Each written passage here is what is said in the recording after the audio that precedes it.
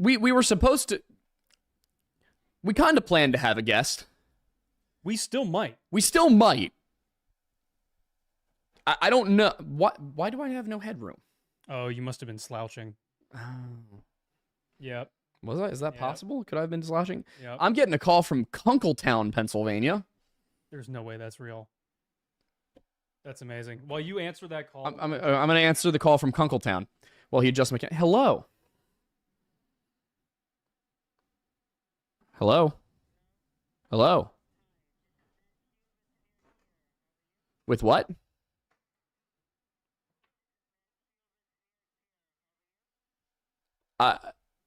I'm not. I know you're a scam caller, so I'm not even sorry to say. I cannot understand a goddamn word you're saying.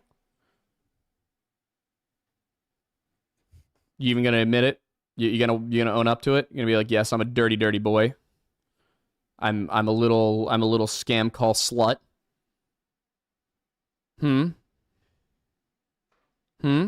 Anybody there? No? Coward.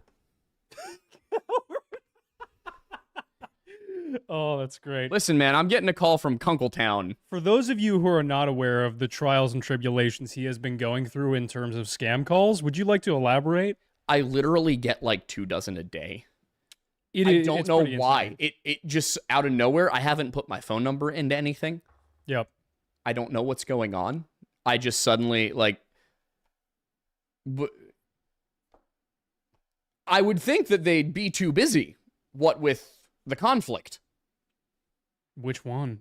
The one in Kashmir. Oh, Yeah. yes. Yeah, it's just bro. What? Clover, do not read. Yeah, exactly. It's such a good video. Also, by the way, just because I'm seeing a bunch of super chats coming now, just as a reminder, Yes. we are so appreciative and we love you guys so much, and thank you so much for sending all of them.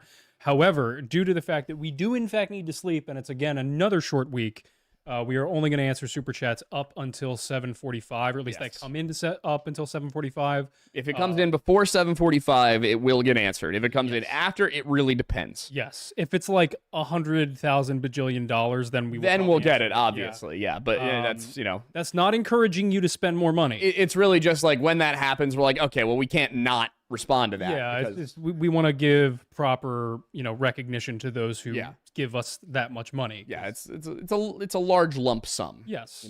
I have a structured settlement and I need cash now. Times are tough, and we appreciate anybody who's willing to donate at all. We're trying to buy a knot colt in Montana. You are not required to by any stretch of the imagination. Yeah.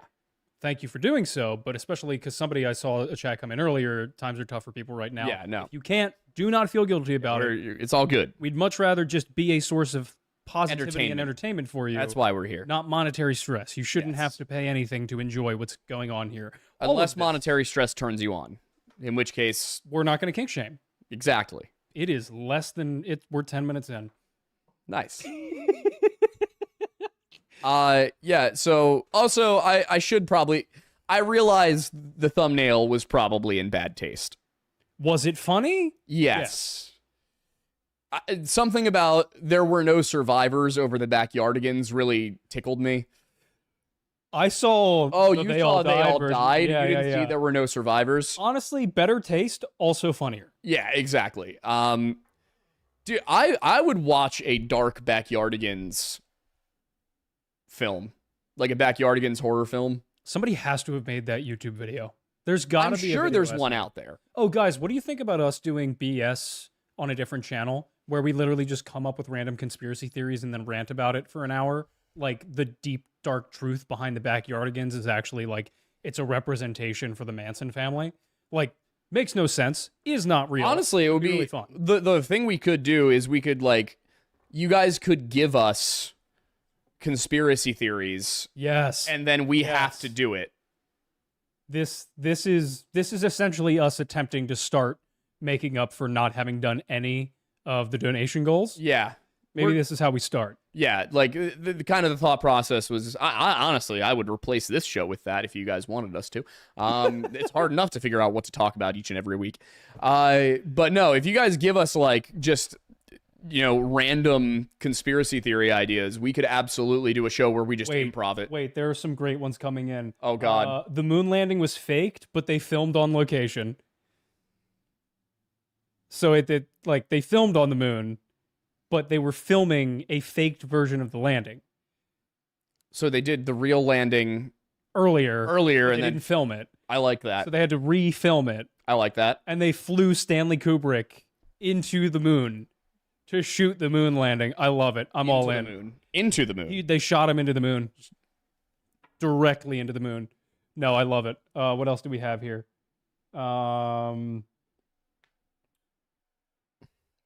to let you guys know what the reason for, the reason for the thumbnail, the idea here was that we were friends with the mayor. Yeah, but he's not here because he had a meeting. He's a little busy. He is, in fact, the mayor. He is the real mayor of Phoenixville. His name's Pete. We love him. If I had a nickel for every time there was a gay Mayor Pete, I'd have 2 nickels. Where's the other one? Buttigieg. Oh, right. Forgot that he was mayor. Yeah. Was he governor at one point? I don't think so. I think he really, when I'm the mayor of a small town in Indiana, I can be the president. I respect it. I was going to say, that's I respect the ambition. Yeah. I wouldn't try that. I'd at least go for, like, I don't know, county commissioner. Well, how long was he mayor before he did that? Well, he also was a veteran, so like that True. probably helped him a bit. True. Yeah. That probably did. Not doing political commentary, just like that is a choice. Running for president from the seat of mayor is not something I would do. Also, South Bend is a bigger town. Oh, we should just do a Moon's Haunted thing. Moon's Haunted? Yeah. Yeah, that's how we start the video. Oh, yeah. And then, yeah. No, but yeah, so what we were going to do is, and this is something that we're going to cover at some point in the future, I actually, through Mayor Peter, I have obtained access to a treasure trove of documentation on a murder that happened right here in Phoenixville that is pretty wild. I wanted to have Mayor Pete explain it, though, because he knows more about it than I do currently. There's also the other one from Norristown that we still need to schedule that call. We do. Because there's a ton of info on that. Apparently, she has literally like crates of information about it. So yeah, binders full of women. Yes, themselves. They've been shrunken down. Bringing all of the old political stuff back. Yeah, that was a wild. Did you hear? I think it was Kat told me today. Apparently, there is a new serial killer in Massachusetts right now. I did not look into this at all, but apparently over the last month, like 20-some bodies have been discovered. Wow. Yeah. Let's look this up. Let's do that's a research. Really quick body count for a serial killer. Like he just started? Or like this has been going on for 20 years and they found 20 bodies? We're going to find out. Is there a New England serial killer, former FBI agent, yada, yada, yada. Let's see. That's going to be the subject of the Maura Murray video. It's going to be like obviously about Maura Murray, but the idea like Greg Overacker's hypothesis. Yeah. It's cold in here. It's nice though. New York Post. Let me read. A very reputable organization. Right? The oldest paper in the country, I believe. Is it? I think so. It's a shame it's kind of like a tabloid now. Wasn't it always a tabloid? I don't think it started that way. I don't think tabloids ever start as tabloids. But I think, isn't tabloid technically like the format of the paper? It is. Why did Potatoes for Seamus make me the Pope? I don't know. I need to see this picture, though. Did you know apparently... He poped me. Apparently anybody can be Pope. Well, you have to be a baptized Catholic, yeah. But like any Catholic man. Oh, yeah, they could theoretically have picked you. Yeah, which is hilarious. That would have been really funny. Pope Thornbussy the First. Could you imagine? What would your papal name be? Well, my confirmation name is Robert. Why is Amanda calling me? Hello?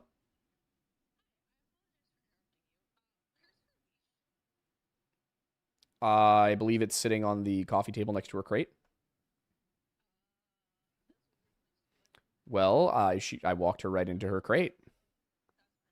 I'm currently working on finding out information about this, but unfortunately the internet is being incredibly slow. But from what is loading on Local 25 News is that in some corners of social media like Facebook, the idea that a serial killer could be on the prowl in New England is getting more popular. The Facebook group New England SK has nearly 9,000 members. And apparently they've been discussing this specific topic, which is, since the beginning of March, 7 bodies have turned up in Connecticut, Rhode Island, and Massachusetts. Some of the bodies are unidentified remains. The bodies discovered in Groton and Killingly. There's really Killingly? That seems too on the nose. It seems too on the nose. That's definitely a Gen Z serial killer. Yeah, Connecticut are close to a Rhode Island case. So far, law enforcement is not connecting the cases. However, the talk online has been so loud that recently Groton, Connecticut police issued a statement that said, in part, quote, regarding references circulating on social media about incidents in the state of Rhode Island, we currently have no information connecting those events to any of the incidents in Groton. So, sounds like it might be a little bit of BS. Well, to be fair, the police often do say, no, there isn't a serial killer when they think there might be a serial killer. That's true. Yeah, I mean... That's a great point. So there's no way to know. There's no real way to know. Let's go find him. Hang on. That was April 18th. Okay. May 2nd from Fox, title, headline... 12th body? Yep, hang on. Stop. Just go disable the ad blocker. It's up in the corner. Okay.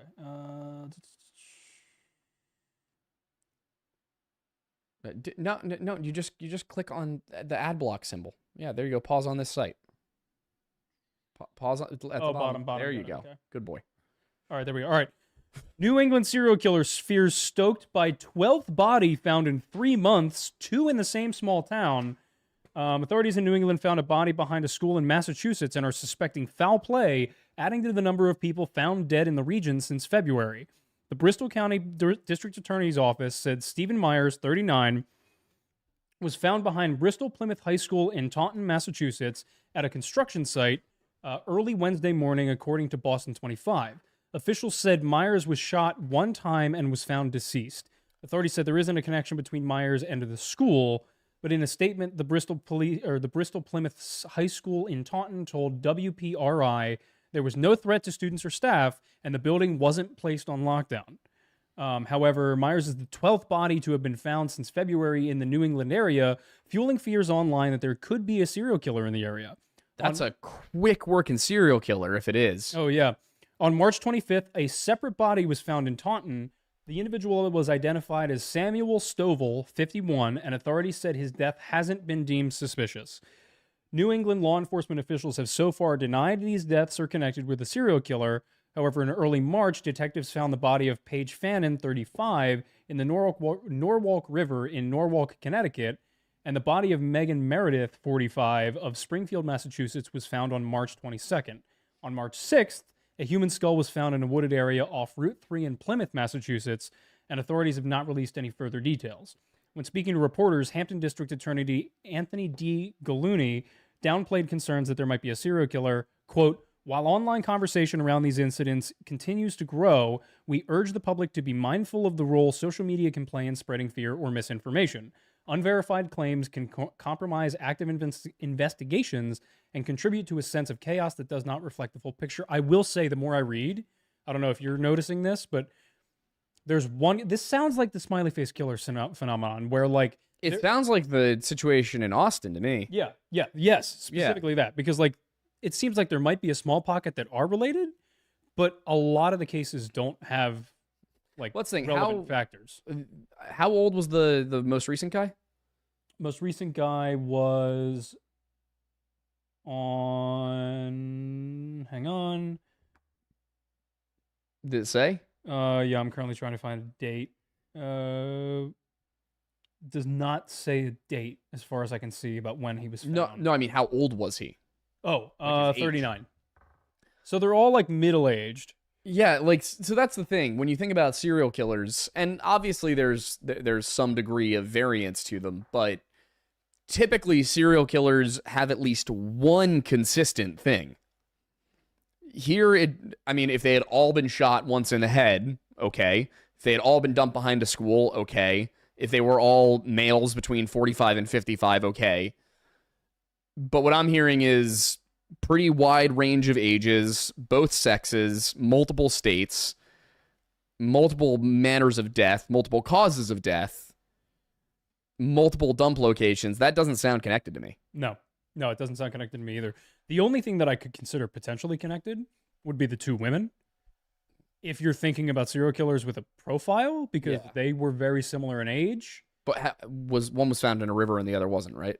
Let me check. And again, 2 is not a serial killer.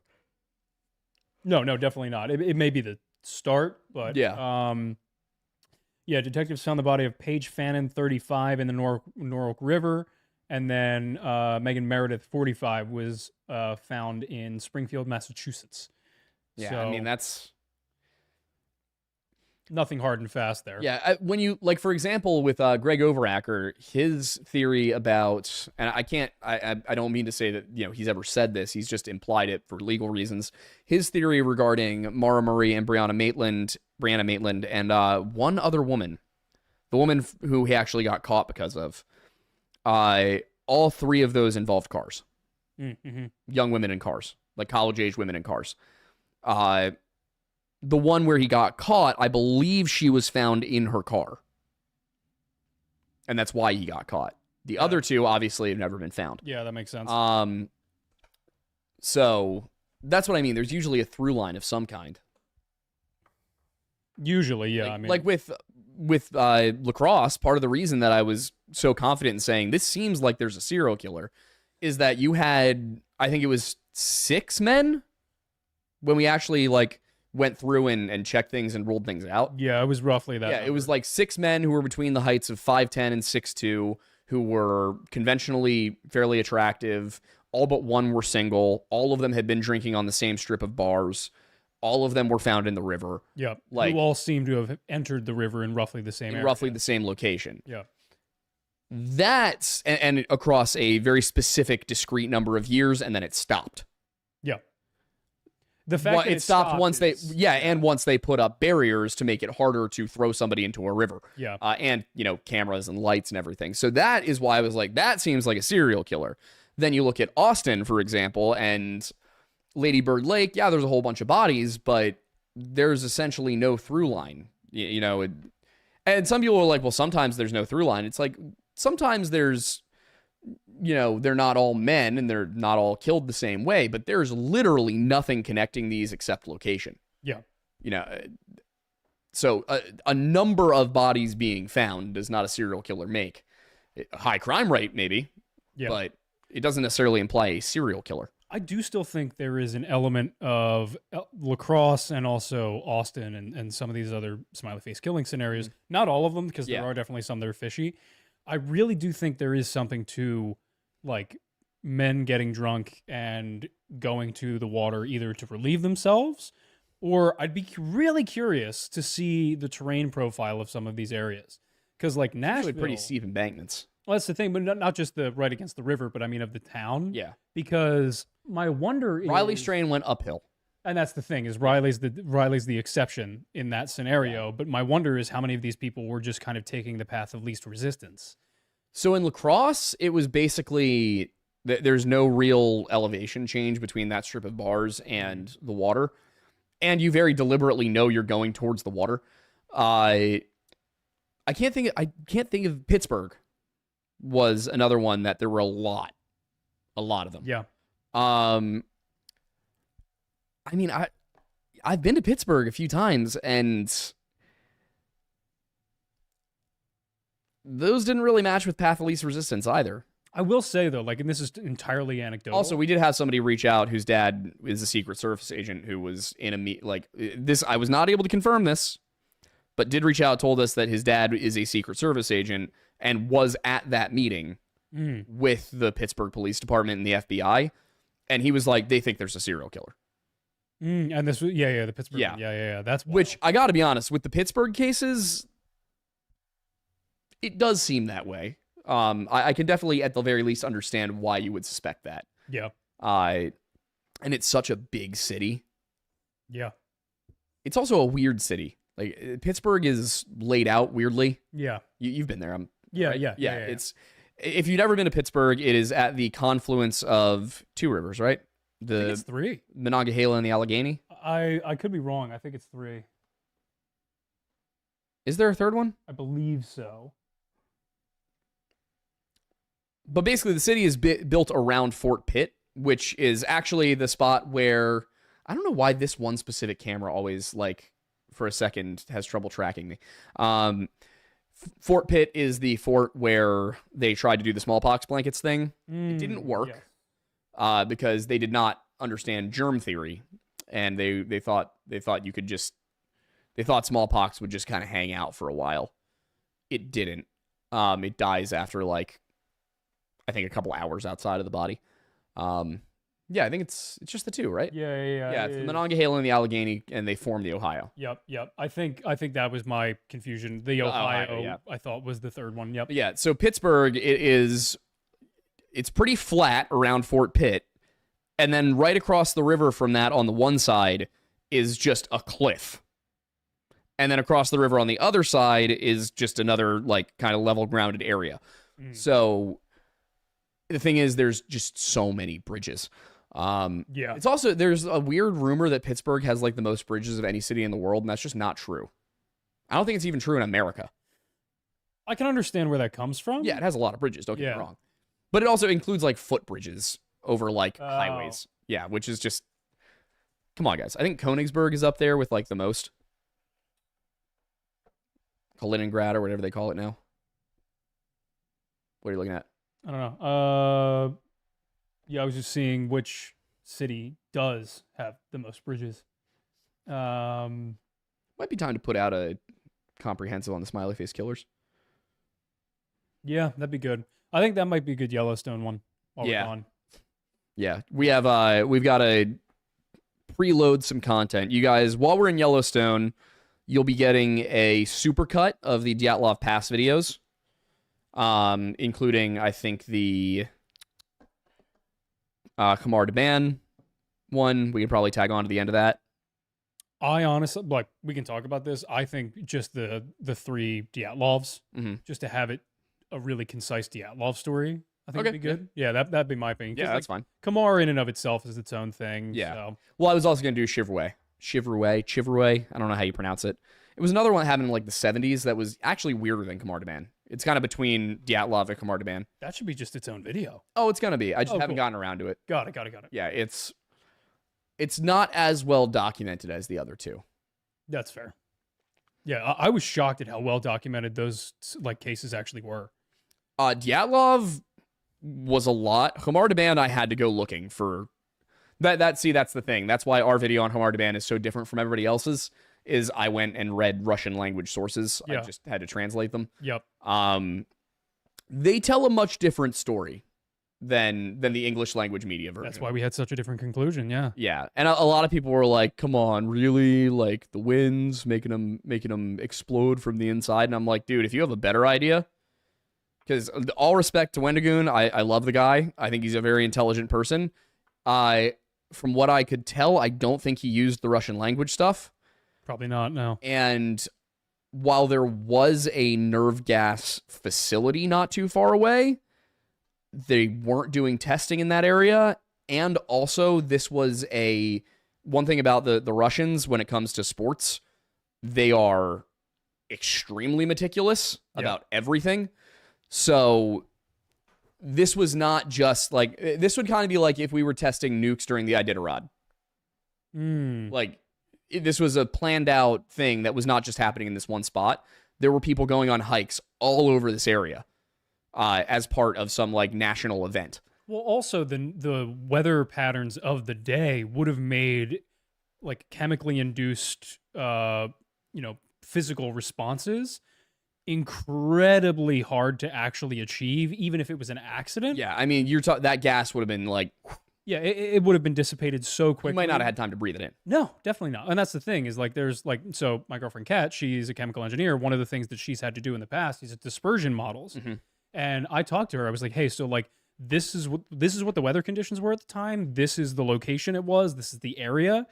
And she was like, you would have needed, like, billions of tons to have escaped in order to disperse at a level and a time frame that would have actually been feasible for them to have experienced the symptoms described in this scenario. Yeah. So it's it's not likely.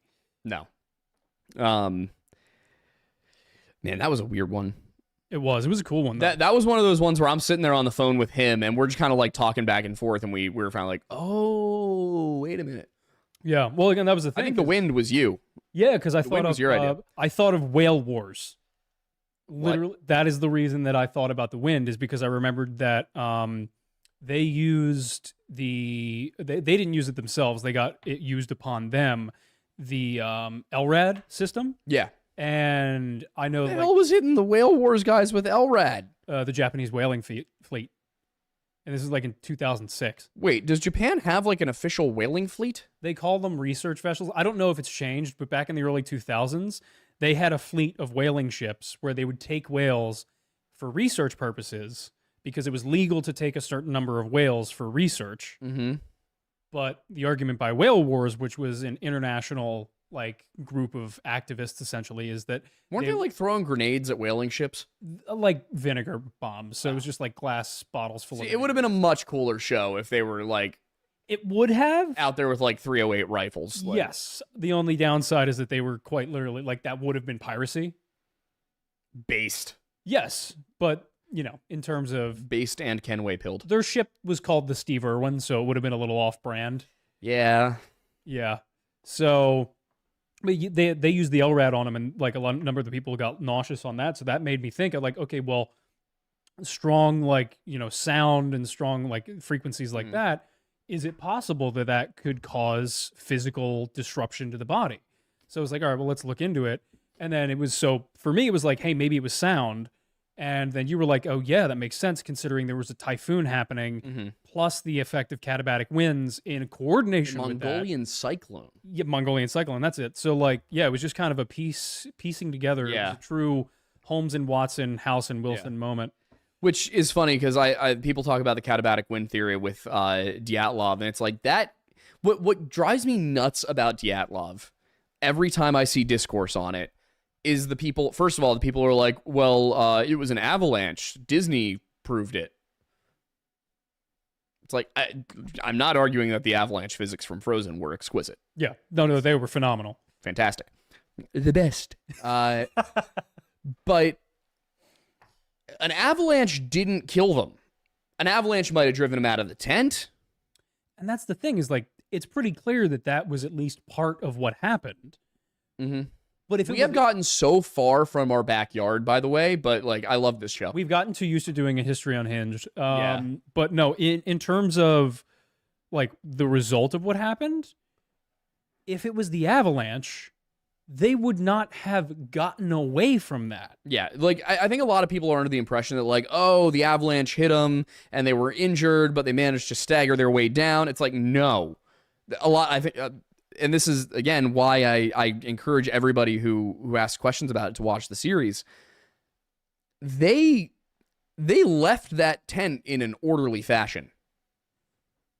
Some of them tried to go back up to it. Yeah. Others went further down the slope. None of them were injured when they left the tent. Also, when you look at the pictures of the tent and the descriptions of the tent, You had based 9 on- sets of footprints. Yeah, well, that's the thing. Not only that, but when you look at the actual physical evidence, the tent would not be in the same position that it was just The tent was collapsed. standing up, yeah. That's the thing, is like, if there was an avalanche, that would have been, at the very least, disturbed and not in the position it was set up in. It would have been mangled. Now, you could make the argument maybe they tried to reset it up, but the evidence suggests that that was not the case. So it is likely that maybe a slab avalanche collapsed the tent in and they had to leave, and that some of the injuries were as a result of that. But those injuries weren't necessarily what killed them No. for the majority of the people in the party. No. But and that's what's so weird about it. It's like 2 of them definitely just froze to death. Yeah. That was both the Yuris, I think. Yeah, I think it was Doroshenko Ivanishenko and Doroshenko. Yeah. They both froze to death. Based on the injuries, they were probably the ones who climbed up the tree. They probably climbed up the tree to try and get bearings on where they were. Yeah. Because that played into my theory that they intended to go down to their supply cache, which would have been south. They ended up going north. They were also in foul weather too, weren't they? Like it wasn't like a high wind stormish scenario. I don't think it was it wasn't like a blizzard, Yeah. but it would have. That's where the winds come in. Is like Yeah. if there were katabatic winds, that could have caused confusion. Yeah. So what I think happened with the Dyatlov group is that so first of all, a piece that often gets left out of the story, they didn't just go up onto the mountainside and say, we're going to stay here. It took them longer than they expected to get packed up that morning. They had to make a supply cache further down the mountain, and then they were supposed to be another like kilometer or two from where they were by the time they made camp. So they basically, this is where the big question is why did they make camp right there? And it's the same thing with the Kamar Daban group. Why did they make camp up there instead of on the tree line? My only guess would be they just were exhausted and they were like, we physically can't make it. I think down. it was like a kilometer back to the tree line from where they were. So that's not, I mean, it's 0.6 of a mile. It's not, if you're exhausted and cold, it's not an easy trip. Yeah. So it might have been, they were just like, you know what, whatever, it's fine. We'll live. What doesn't get brought up is that supply cache. Yeah. They had taken most of their supplies, everything they needed for the trip back, and they had left it what they perceived to be, I think, like basically a day from the peak they were going to. They were like, oh, it's only going to take us a day to get up there, or it might have been 2 days. So they brought bare minimum. They didn't need all of their supplies for the trip to go up there. If they had brought that stuff, ironically, they probably would have survived. But they didn't. They left it behind. And so one of the questions is, all right, well, why did they go the way they did? Like, what happened here? They got lost. Like, why did they end up in the woods? Why did they try to go back up to the tent? It's because they were intending to go south. They ended up going north. Because of that, they were stuck without their supplies. You end up in a situation where it's like, all right, well, we can't get back to the supplies, but what we can do is send one group up to get what they can from the tent and the other group down to build a shelter. Because they basically split up into two equal-sized groups. Unfortunately, Dyatlov himself, as well as, God, his name's escaping me. I want to say it was Sergei something. Started with a K. Zolotaryov? No. Zolotaryov was in the lower group who built the shelter. It was Klevatov. Oh, yeah. Klevatov, Dyatlov, and Zarina, I think was her first name. Zina. Kolmogorova. Yep. Yeah. So Klevatov, Dyatlov, and Kolmogorova went up to the tent. They don't make it. Now, part of that's weird, and this is where the Dyatlov thing, it's not weird that they died. It's not weird that they left the tent. It's weird how they died. Well, they didn't have any of the physical disturbances from what anybody could tell, like Kamar Daban did they? No, they didn't. What they did have was livor mortis in the wrong place. Explain. And I don't think it was all of them. If I remember correctly, it was Klevatov, I think. It might have been Dyatlov as well. Their death positions were also questionable. Like, they didn't look like somebody had just collapsed and frozen to death. But the really weird part is that when you die, fluid pools at the lowest part of your body, usually blood and other things. So you can tell what position somebody died in, typically, based on livor mortis. Because after a certain point, it becomes, it solidifies, especially in the cold. So if you die on your stomach and somebody finds you and your livor mortis spots, if somebody finds you on your back and livor mortis is on your stomach, that suggests that somebody moved your body after death. Is it possible? And not like immediately after death. Yeah. Is it possible? Because I didn't think about this, but like they didn't go up until like the spring when they actually could like manage to really. They got up there pretty quick. They were there within a couple of days. Oh, they did. Oh, Yeah. okay. I thought it was a while because my thought was going to be like if through snowmelt they had moved and like rolled down the hill slightly. No, they when it was like the beginning of February, I want to say. It's been a little while since I did the series, but it was in February, and by the end of February they were out there. And then really I quickly, think they found the first of them at the end of February. got it really quickly because someone asked about it. Can you explain the infrasound and catabatic winds effects on the body for people? Yeah, so at high enough levels, and I was able to confirm this with actual scientific documentation, infrasound, which is very low frequency, can't below 20 hertz. Yeah. At a high enough volume, I mean that, a high enough decibel reading, can in fact cause your cell walls to shear. and basically disintegrates you at the cellular level. At lower volume, it can cause you to hallucinate, to panic, to feel like something's wrong, just that it causes anxiety because your body doesn't know how to react to it. It's not natural. You're not supposed to feel that.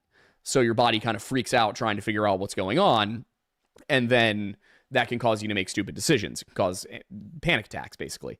So infrasound, katabatic winds can cause infrasound at a high enough speed, and if they're a really high speed, then they can cause enough infrasound to shear your cells apart, theoretically.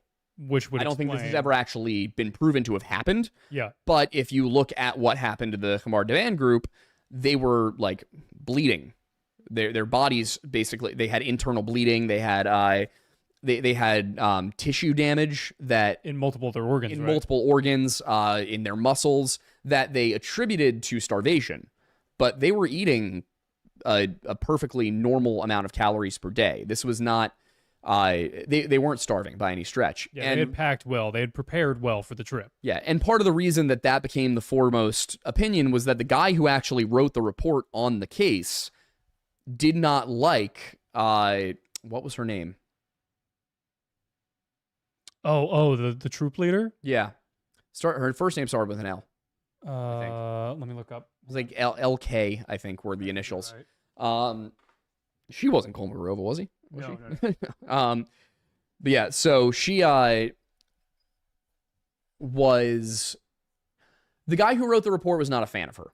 He felt like she put her students into danger because he had come across her before, and Ludmila Korovina. Yeah, Ludmila Korovina.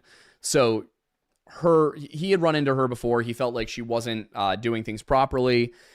It seems like he basically saw this as an opportunity to have a teaching moment, but he didn't really have any proof.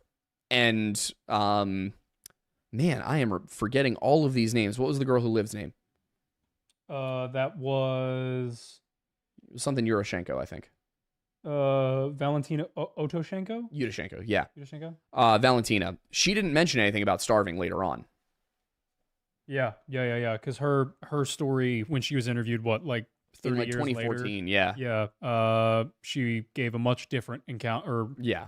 description of what had happened compared to what the story she told that. Yeah, I mean, the story that came down was that she was a hero, you know? That she tried to save people, and the story she told was like, no, I ran. Like, I was terrified.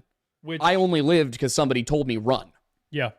Which, let's be fair, of the two options, what sounds more realistic? That sounds more realistic to me. The other important thing is that the original report was not presented by her. Yeah. It was dictated by her, written down by the guy who actually submitted it. It's hard to say if he wrote down her words adequately. And so he had a bone to pick with the leader of the expedition. He was working for the Russian government. There are reasons to question his version of events. Now, to be fair, Valentina's account came through a tabloid, but I found other reputable papers citing that interview. So obviously they didn't consider it too suspicious. Yeah, and that's the thing is like, though a tabloid may be a tabloid, it doesn't mean that every story that comes from them is bad. Yeah. One of the funny examples of that is you're familiar with Playboy, right? Yeah. Well, apparently back in the day in like the 60s, 70s, and 80s, they were notorious for having incredibly in-depth and well-presented journalism, spotlight journalistic like articles, which I didn't know about that until I was much older. But yeah, I think my dad told me at one point, he was like, yeah, there were a lot of guys back in those days that would get it for the sports like journalism, because they would highlight like specific athletes in that story and they get like exclusive interviews. I've never seen a Playboy in person in my life. Same. So I believe it. Do they still make hard copies? Make something hard. Speaking of that kind of comment, it is 7:46. Okay. We have a lot of super chats that We came do? in. Do we want to transfer over to that? Yes, I wanted to make a final point about Dyatlov, though. Also, after your final point, I want to get your opinions on this most recent case that we covered, just out of curiosity for Barbara myself. Bullock one? Yes. Okay, yeah. Sure. Yeah, I just, the final point I wanted to make with Dyatlov is that a lot of people look at it and they go, oh, okay, it was just an avalanche. It caused injuries and eventually they succumbed to them. That is not what happened at Dyatlov Pass. That is absolutely not what happened. Disney did not solve anything. The mystery has not been solved. Certain things, sure, okay, maybe for some weird reason, Kolevatov's liver mortis spots were in the wrong spot. Maybe something weird happened. Maybe those 3 really were just hypothermia. There is absolutely zero explanation for how the other ones died. Zolotaryov, I think, was, it looked like he basically was trying to protect somebody, like keep them warm. But the other ones, I mean, we're talking about injuries that the autopsy report says it was like they got hit by a car. Yep. The most that could have, they're found basically in a creek bed. It was a 2-meter drop. You don't get flail chest from a 2-meter drop. Yeah, that's Especially when you're wearing heavy coats. Like Zolotaryov was wearing, he was fully clothed. Yeah. When whatever happened. So it's very unlikely that you fall 6 feet and have a flail chest. It's even more unlikely that multiple people fall 6 feet and have life-ending injuries. And that they all fall that quickly. I will say It's possible. I'm not saying it's impossible. no, but just for Yeah. clarification in terms of the math of that, what did they fall onto? That's the question, is because it should have been snow. Okay, but on the off chance it was rock, It could have Or ice. theoretically been rocks. because if it was 2 meters, by the time they hit the bottom of those Mhm. 2 meters, they would have accelerated to 44 miles an hour in free fall. Yeah, 10 meters Dude, per I second. have per second. jumped off of 16-foot tall roofs, rolled, and been fine. Fair, but 44. yeah, 20 meters per second is the maximum velocity they would have hit over 2 meters. Uh-huh. Because gravity's acceleration is 9.8, but like 10 meters per second. So if you start at 0, by the time you hit 1 meter down, Mm-hmm. you'll be at 10 meters per second. So 2 meters down, you'll be at 20 meters per second. And 20 meters per second converted to miles per hour is 44. I'm skeptical of that, but I'm not. I don't know enough math to argue with you. Fair. I mean, But, yeah, anybody in chat confirm. Yeah, me or my deny me. bigger point there is that it was all of them. How did they all fall that fast? Also, the fact that absolutely nobody in the Russian medical team thought that happened. Fair. Yeah, I mean that's a valid point as well. They ruled they didn't seem to think they had fallen. So I don't know. I don't. That doesn't make sense to me, and that's, I guess, my point is you can find a possible explanation. It just requires you to go through so many steps of things that are unlikely. Especially the that's fact that, like, why'd they leave their little shelter and just fall into a creek? And again, it was the only reason they discovered them there was that the snow started melting. Yeah. So they didn't fall 2 meters onto rocks. They fell somewhere between 1 and 2 meters onto snow.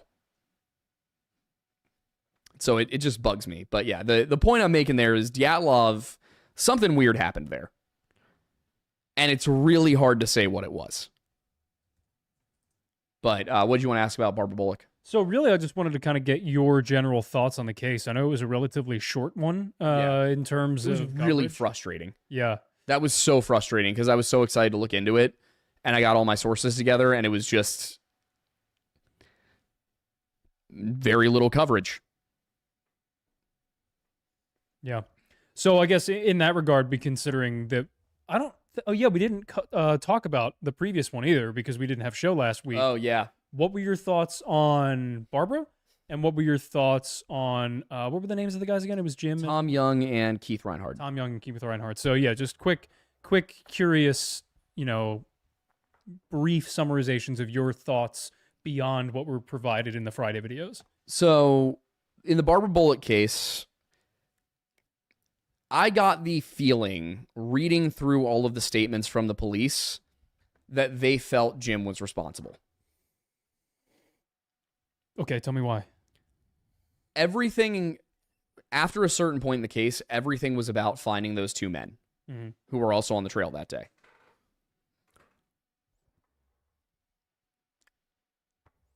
And they kind of made it clear that the reason they didn't kind of make it clear, I think one of the sheriffs said, like, we want them to at least confirm that they saw her on the trail.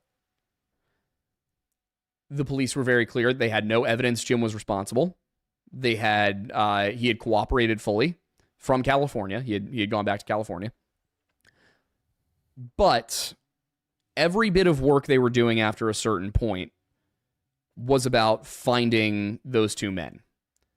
And I don't necessarily think that was the best plan, because I think that there was a stretch of highway between where they left from and where they went that they should have been checking. That's really if she wasn't on the trail, she was somewhere along that stretch of highway. Yeah.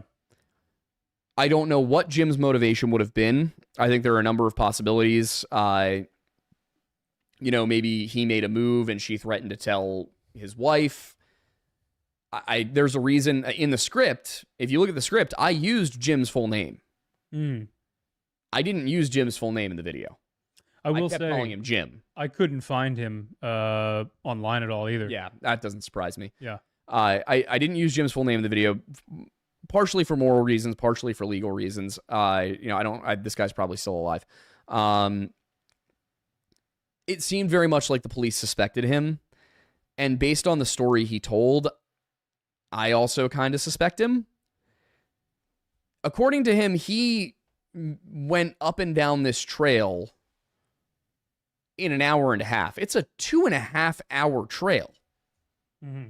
And there was an extra half mile or so, half mile to a mile added on because of the road closure. So he made it 5 miles with 1,200 feet of elevation change in an hour and a half. That's fast, you know? Yeah, it is. After already doing it once that day. And the timeline he gives, it only really makes sense if they made it up the trail in an hour. Just the timeline is a little too tight. Yeah, it is. Getting there if they got there between 10 and 10:30, which is when they would have gotten there if she left at 9. They took Jim's car. I don't know. The fact that the dogs couldn't trace her from the car really is what gets me, I think. Like she had been sitting in that seat for at least an hour if they got to the trail. The dogs couldn't scent her? That's the biggest thing that stuck out to me was the fact that the dogs did not pick up any usable scent At all. Like if the dogs followed her out onto the trail and then lost it, okay, we've seen that. We see that all the time. The dogs couldn't pick up a scent from a place that she was known to have been sitting. And there was no rain. There was no any weather or anything that would have messed with them. No, it was a nice, beautiful day.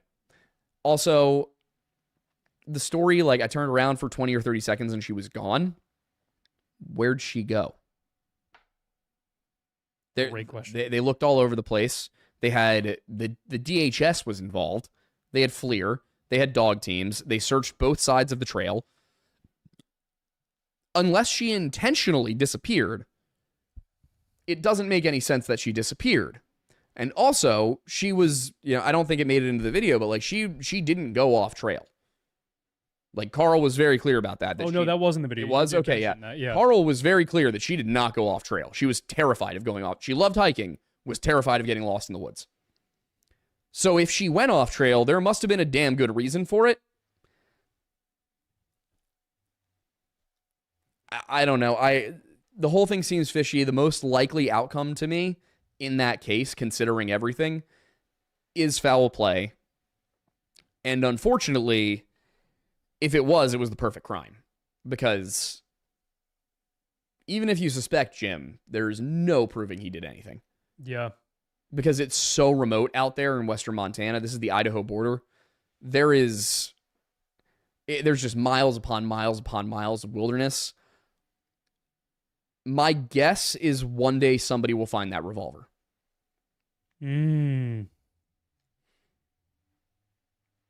That's the most likely outcome, I think, is somebody finds the revolver and that leads to the case being explained. That makes sense. As for the Tom Young and Keith Reinhard one, I will say one thing a picture I did not see until after we'd already shot the video showed where the revolver actually was found. And it was much closer to the body than the newspaper articles made it sound. Yeah. At the same time, I cannot for the life of me understand why there's no information on what was in it. Because if he shot in the cylinders of the revolver? Yeah, if he shot himself and the dog, there should have been 4 loaded rounds and 2 empty ones in the cylinder, because revolvers don't expel the casing. Yeah. If I'm a hitman, I don't know if I leave those behind. Yeah, if I'm trying to make it look like a suicide, yeah, for sure. Yeah. But I mean, somebody mentioned how, oh, well, it's a green tarp. Maybe he was using it for tent camping. Sure. Why did you set up a campsite if you knew you were going to shoot yourself? I could see it. PTSD is a thing. Based on his age, I'm guessing he fought in Vietnam because he was a Green Beret. Yep. So that's really the first war where you see Green Berets being heavily involved. I think they started in the 60s. Yeah, it was a relatively new organization at that point. I think they were basically created because of the Korean War. Yeah. So I could see it being a PTSD issue. I have a hard time believing he'd take his dog. I know some people pointed out that it has happened. I struggle to see that unless the dog was sick. And that is one thing, is like, if he had PTSD and the dog got diagnosed with cancer, now it all makes sense. The only twisted logic I can imagine is you're a vet, you've got PTSD, you're taking care of this dog, and you know this dog loves you, and you know that your death is really probably only going to affect this dog. Yeah. So maybe there's a twisted sense of morality and like, well, if he's not alive to feel the pain. Yeah, I can't. At least I'm not abandoning him. At least I'm not abandoning him. So like, I can see that. That's brutal. But then again, a Green Beret Vietnam vet, probably capable of making that decision, at least in my opinion. Yeah. But then I look at what happened with Keith. Keith was known to be using marijuana, which I'm not saying to be like, he had the reefer madness. Or did he? Yeah, he was known to be using marijuana, which, looking at the guy, makes sense. He looks like the guy who would have been smoking pot in the 80s. Everything about his death feels almost staged. And I'm not saying this community of 130 people got together and went, all right, he found our illegal grow operation. Now we're all going to come up with a story.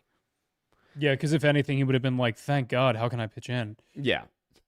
I think more likely, and we also know he owed a debt to Ted Parker. We know Ted Parker is connected to both of these guys as a landlord. We know that Ted Parker was hosting the party where he met with this mystery woman, who somehow, despite the police nailing down what her name was, were not able to track her down.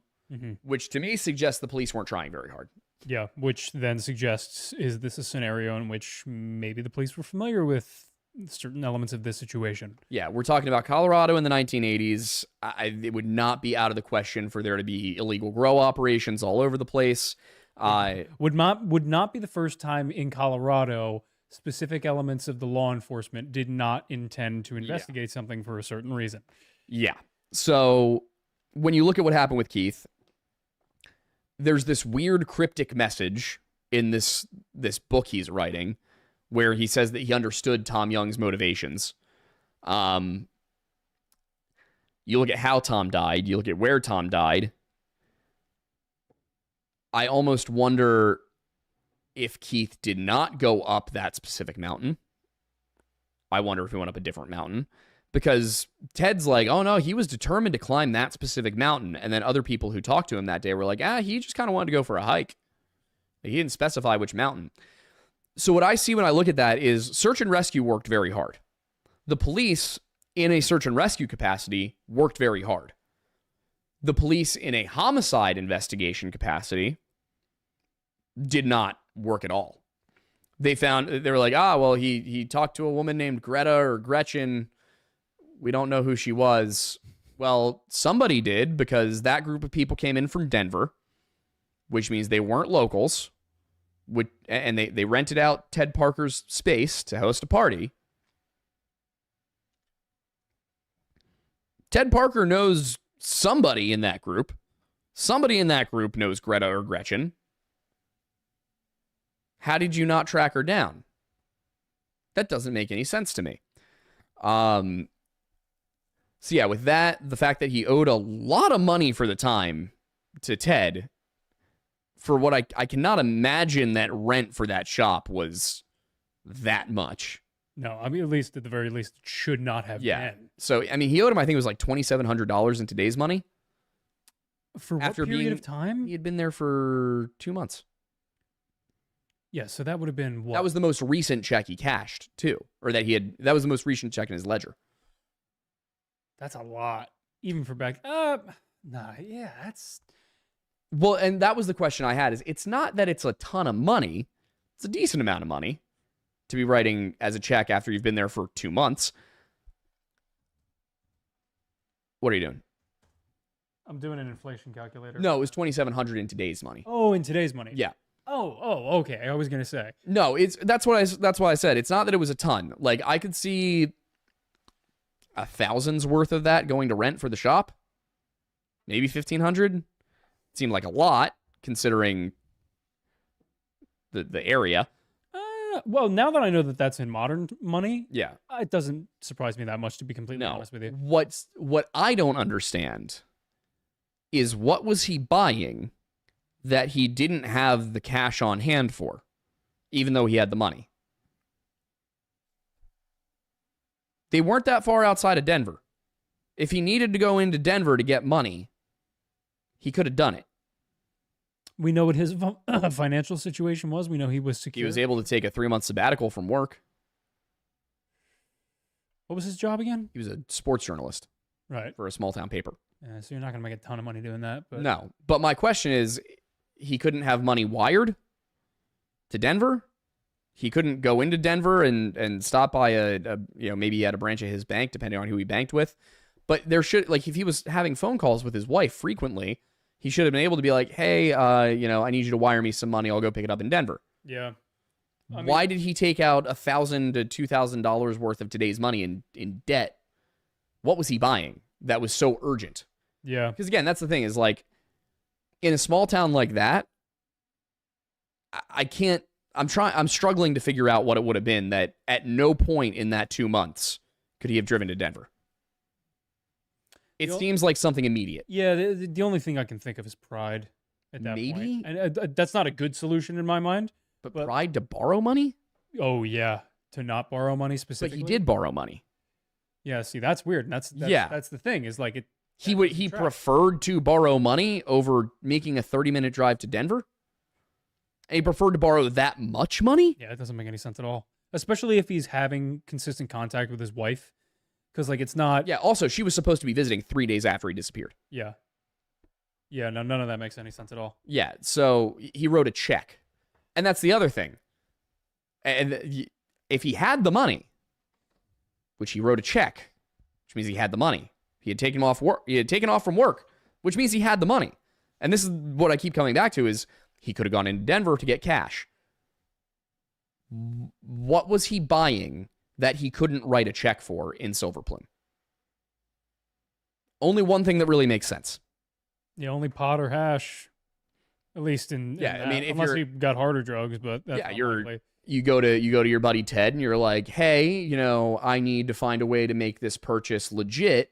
Can we say I'm paying you for rent and just some other debts?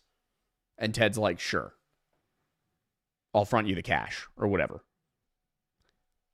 What's he buying? It feels like it has to be something illicit. Yeah.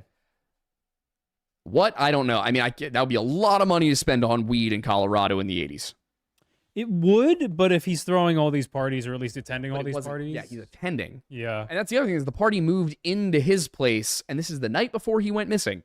The party moved into his place, which gives, considering how drunk some people said he was, gives somebody time to go over to his computer and write a message. Yeah. So I have to agree with Keith's kids. I think it was foul play. It's also very strange to me that Eric Walters spends years making this documentary only to not release it. And there's not even an announcement about it not being released or being canceled. The website's still up. The website says copyright 2025. That means somebody's updating the website, but the movie still hasn't come out. It says it's still in pre-production. Like I said, the only reason I can think of that would happen is that he forgot to have people sign releases up front. Yeah. Unless someone is actually actively trying to prevent him from releasing it. Exactly. Which, at that point, what's going on? Yeah. So, I don't know. That one, both of those cases, they don't scream foul play, but they certainly do whisper it. Yeah. No, there's definitely enough weird details to accumulate into, yeah, there's something weird going on here. Yeah, I don't like it. So, but I see we have many super chats. We do, and the first one I'm going to do is one that actually came after 745, but primarily because it was for $50. Oh boy. From Honor's Place, saying, and I specifically, I think you're going to be very interested in this one, because you've definitely had opinions about this in the past. Mm-hmm. It is, what are your thoughts on when successful career-long archaeologists or geologists propose findings that don't work with current historical consensus and get their careers blacklisted? Look at Virginia Steen McKinty's discovery of Heokla, for example. Virginia what? It's Virginia Steen, Steen, and then McIntyre? Yeah, McIntyre. I don't know why I couldn't read that properly. It's okay. For an Irishman, that was very bad of me. But just like, the phenomena overall. Yeah, I'm trying to look at this one. It's hard because there's some cases where it's reasonable that their careers end because they say something that's so out there and doesn't have the evidence to support it that you get why maybe people didn't want to be associated with it. That's the thing about academia. Your name's all you got. You need to get funding, and the only thing you got is your name. If your name becomes tainted, nobody wants to touch you because it hurts their credibility. Which is why we need more private archaeology. We need Elon Musk and Bezos and Zuckerberg and all of these other people who have billions upon billions of dollars to go and fund digs. I think it's very simple. The U.S. government says, hey, anything you spend is a write-off. Which is technically how it works right now. Yeah, like, if you do this, it's a write-off. Honestly, I would give them even further tax breaks. I'd be like, hey, for every dollar you spend, you can write off 2. Yeah. That way, they're practically making money by funding these things. Yeah. And then they get to take advantage of the glory, They get to say, hey, I made that happen. But the way we do it right now is the government puts together a limited amount of taxpayer funding for various grants, and then everybody has to fight over it. Well, the biggest thing that would have to happen is we would have to repeal the Clinton-era act that capped CEO and ownership salaries, and then make it illegal to take out loans against stock, because that's how they're getting around it right now. In the Clinton administration, they passed a piece of legislation that capped the amount of money that an owner and CEO can make from a company at $20 million. Okay. Because their whole mindset was like, it's immoral to be able to make more than that. Mm-hmm. So the workaround that's currently happening is that a lot of the board members and owners and CEOs of these Fortune 500 and even smaller companies are making money by leveraging their stock ownership in their companies. And they're going to banks like Bank of America and other places like that. And they're saying, this is the amount of money I have in stocks. Mm-hmm. Will you give me a loan for $6 billion and use my ownership in the company as collateral? Okay. And they essentially just live off of loans from these banks. And then when it gets to the point where they want to up it or change it or whatever, they just refinance. Mm-hmm. And they never actually end up really paying back the loans. They just keep leveraging their stock options. Worst case scenario, they sell off some stock to pay for interest for a loan, but then they just refinance again on their other stock options to then get more money. That's how the current billionaire class is existing. It's not that they're actually getting money from the companies that they are either owning or working for. It's that they're leveraging their stake in those companies. Yeah, and I guess loans. if it's always unrealized gains, then technically you can't be taxed on it. Exactly. Which is why they want to tax unrealized gains, even though that would absolutely crush the middle class. It would, Because- but unfortunately, that's the only. Yeah, thing. that's just so we're clear on that. I don't know which camera I'm looking at right now. Main one right now. Yeah, so I keep my money that I'm trying to put towards a house in a Vanguard account. I don't touch it. If you started taxing unrealized gains, I would have to take money out of my salary to pay taxes on the money I have saved to buy a house. Yep. That would cripple the middle class. Yeah. Which is why when people are like tax the billionaires, you got to remember you got to make it so that it's very specifically taxing the billionaires, because if you don't, it's taxing you. Yeah. No, they don't care. They will tax you right alongside the billionaire. That's the problem. Is That's why I'm saying, like, make. First of all, that's probably a smart thing, or just make it illegal to do that to a certain point.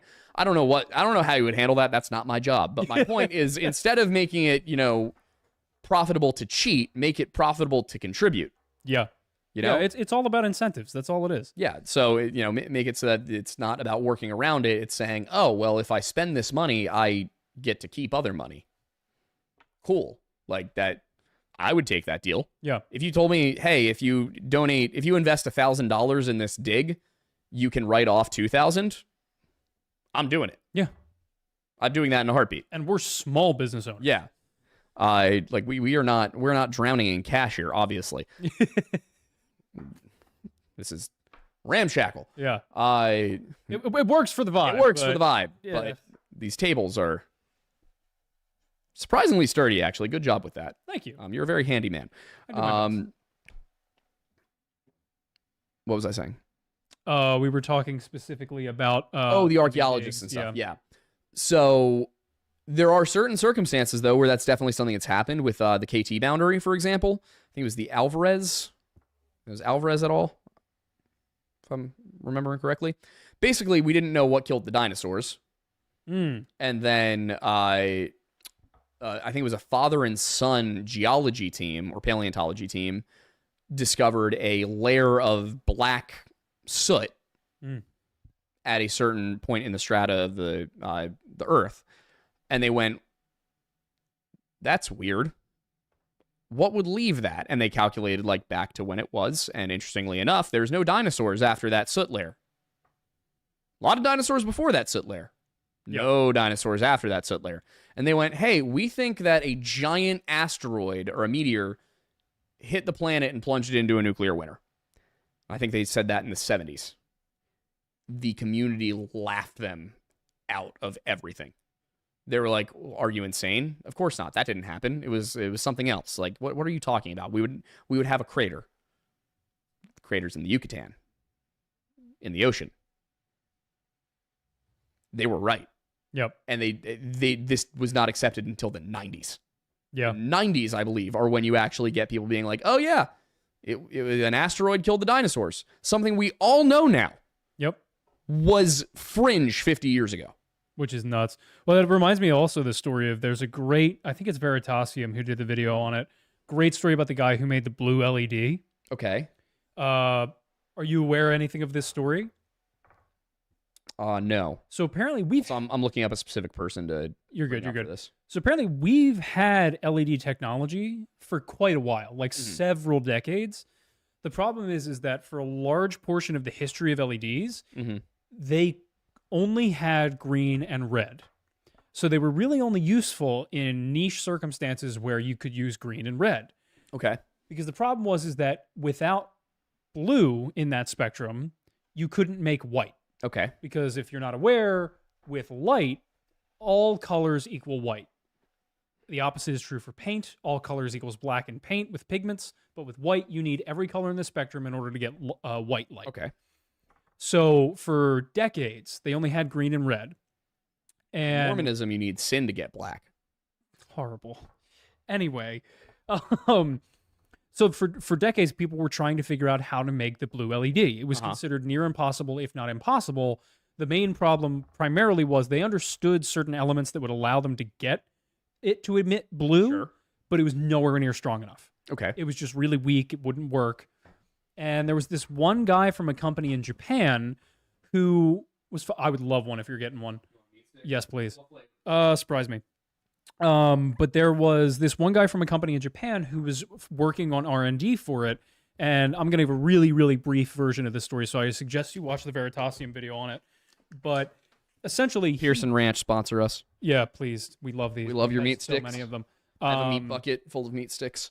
But essentially, for I think over a decade, he spent just grinding in a lab in Florida, and he was not a like genuine researcher in the sense that he had not been published because he had never gone to a university, and you weren't allowed to be published at the time. I don't know if it's still the case unless you had attended a university and had a degree. Depends on the journal. But so all these other people were either working on their thesis or they were working in the field, and they were just kind of ignoring him because he wasn't published. And he just spent 12 days every day, 12 hours a day, every single day for over a year, working on this machine to create a mist of crystals on a silicon disk, like multiple layers of different metals in order to create a crystal, to then create another crystal on top of it, to be able to put it inside of an LED mechanism to create a blue LED. Mm-hmm. And it was just trial and error, 12 hours a day, every day for over a year. He finally figured it out. And he was the guy who gave us the blue LED. And the company almost shut him down. And in the end, he was given almost nothing. He was given almost no recognition. But he is directly responsible for every single smartphone screen, television screen, computer screen, these lights, every single thing that you have that has an LED in it. He is the reason that we now have them. And he has received basically no royalties from it. He did file a lawsuit at one point, and I think he won, or at least they settled. But he's still working on improving LEDs and things like that to this day. Crazy. But yeah, wild stories. Again, a really good example of if you know you're right, sometimes history can work out for you. But that is the exception, not the rule in those circumstances. That was it. There's no more meat stick for you. But yeah. Anyway, going back to the start, there's no way we're getting through all these. No, but well, we will because we have to. The one I was going to bring up, and probably the one I would think he had in mind, is Robert Schoch. Okay. Who actually does have, I mean, I don't know exactly what his, he has a PhD from Yale. American Associate Professor of Natural Sciences at the College of General Studies at Boston University. Currently employed. Mm-hmm. He's the guy who says that the Sphinx is older than we think and that it's eroded. Okay. Eroded to what level? That I think he believes it was a like water erosion instead of sand erosion. Okay, I have heard this. But yeah, that it's basically this is a very old structure that used to be bigger. That, you know, if you look at the head doesn't match the proportions of the rest of the body. And I've seen archaeologist after archaeologist mock this. And I'm not saying nobody's ever presented a counter argument to it. I just haven't seen one. Mm-hmm. I would love, and this is why it drives me insane that I can't get Milo on the phone. I would love for him to come on and explain, like, why is this fringe? Because every time I see it, I'm like, okay, well, yeah, sand erosion and water erosion would look similar. So there's just the erosion alone isn't enough. Yeah. On the other hand,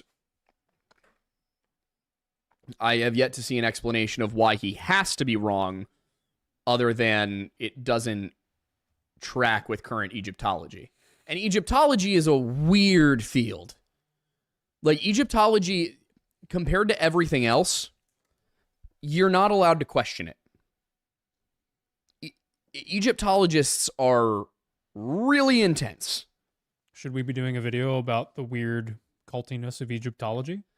Maybe. Honestly, that might not be a bad plan. Because the thing is, what it breeds, the current way that Egyptology works, it is so averse to changing the narrative that it breeds conspiracy theories. I will say, just at a glance, with that context in mind, Mm-hmm. I can absolutely see where he's coming from with water erosion. Yeah. Because it looks like there is a specific level right under the chin where the erosion is drastically different Yeah. than above, which would indicate at some point maybe this element was below water. And it's specifically with the striations, the different striations at different levels, Mm-hmm. reminds me of what it looks like on the sides of like the Grand, or not the Grand Canyon, the Hoover Dam. Yeah. When the water's at a lower level. And you can see like the different points at which it had been at different levels and the different striations in the rock face. Like, it makes a lot of sense to me. I don't know why it would be, like you said, I don't know why that would be so controversial. Because Egyptology cannot be questioned. And this is something that I'm sure there's going to be an archaeologist or two in the comments that's yelling at me. Look, I took a lot of courses in college. I studied a lot of different periods of history. Egyptology was the most rigid, do not question me field there was. And I've experienced it myself, being kind of like on the fringe of that kind of thing early on in our careers, where I was like, hey, you know, these are some weird stories. These are some weird coincidences. What's going on here? And the response I got typically was not, I see where you're coming from. Here's the argument. It was, you're stupid. Mm-hmm. How dare you question it? Like, you're not an archaeologist. What do you know? And it's the same kind of thing that they say to Graham Hancock. And to be fair, I've looked into Graham Hancock. He is wrong about most things. But you know why people think he's right? It's because instead of explaining to him why he's wrong, you call him a con man and you call the people who believe him stupid. Yeah. If you would present the info, and props to Milo for trying to do that in an accessible way, but there is still a certain, and I'm guilty of this myself, there is a certain point at which mockery turns people off too much. And I think you need to balance it, which is why I only started openly mocking David Politis recently. Yeah, you have been pretty good about being conscientious and courteous to that element of it. Yeah. Because I don't want to say- make fun of the people being, I don't want to make fun of the people who believe this stuff. Yeah. I want to make fun of the people who, like, spread it. That's the thing. And in cases like Mind Unused, I want to make fun of the people who believe well, it, because I could not have laid it out any more clearly. Yeah, there's a difference between being misinformed and intending to misinform. Yeah. It's kind of like the difference between doing drugs and dealing them. Yeah, I'd say that's valid. Like, we shouldn't punish people who are addicted to heroin for being addicted to heroin. We should punish the people who sold them the heroin. Yes. Also, Kat, if you want to bring the Egyptology book over and explain to us what we're missing, feel more than free. We do have the third seat open. Yeah. So come on by, because I don't think I'll be back anytime soon, unfortunately. Considering that was one question and that was a half hour. Yeah, well, that was a big question. It was. Like, I'm sure we'll get through most of them faster than that. Um, You want to up? You want uppies? Okay, he come on. does. The good You boy. no, you want a meat stick? Come on. JMO Preacher of the Milk for $20 says, here we go. We got a proper quote incoming here. Oh, good God. Milkathes 4:10 through 13, quote, "Those outside of the walls wish for the milk. Give unto us the milk. We wish to enter the kingdom," they cried. King Metosia looked down upon them with pity and called upon the prophet of the milk.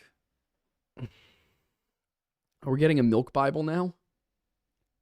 You know, I wonder. You ready? Ready? Here's a The challenge. milk translation? Here's a challenge. No. Here's a challenge. JMO, Gomb, and whoever else you guys have in that group chat. There's a group chat? Yeah, I was made aware of a group chat where they come up with these. Apparently, love it. By the way, What is going on? if you guys can come up with a full milk translation of the Bible before we do the sexy calendar, this will motivate us to get it done. Where are you going with this? Then Every word of this sentence is making me more concerned. I don't know. What would we do? What would we do? What would we give them? I don't know. A We'll cross? We'll get you a meat bucket. We'll get you a meat bucket. There we go.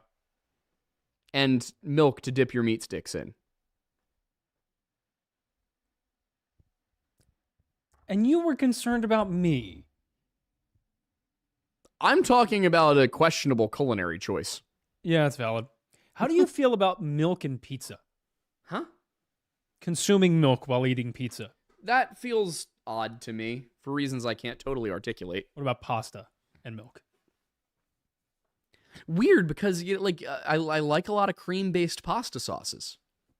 I think that's part of it because there were members of my family apparently growing up that would have milk with like pasta and or pizza. Sin. Yeah. Oh no, I know. No. Like, see, that's the problem.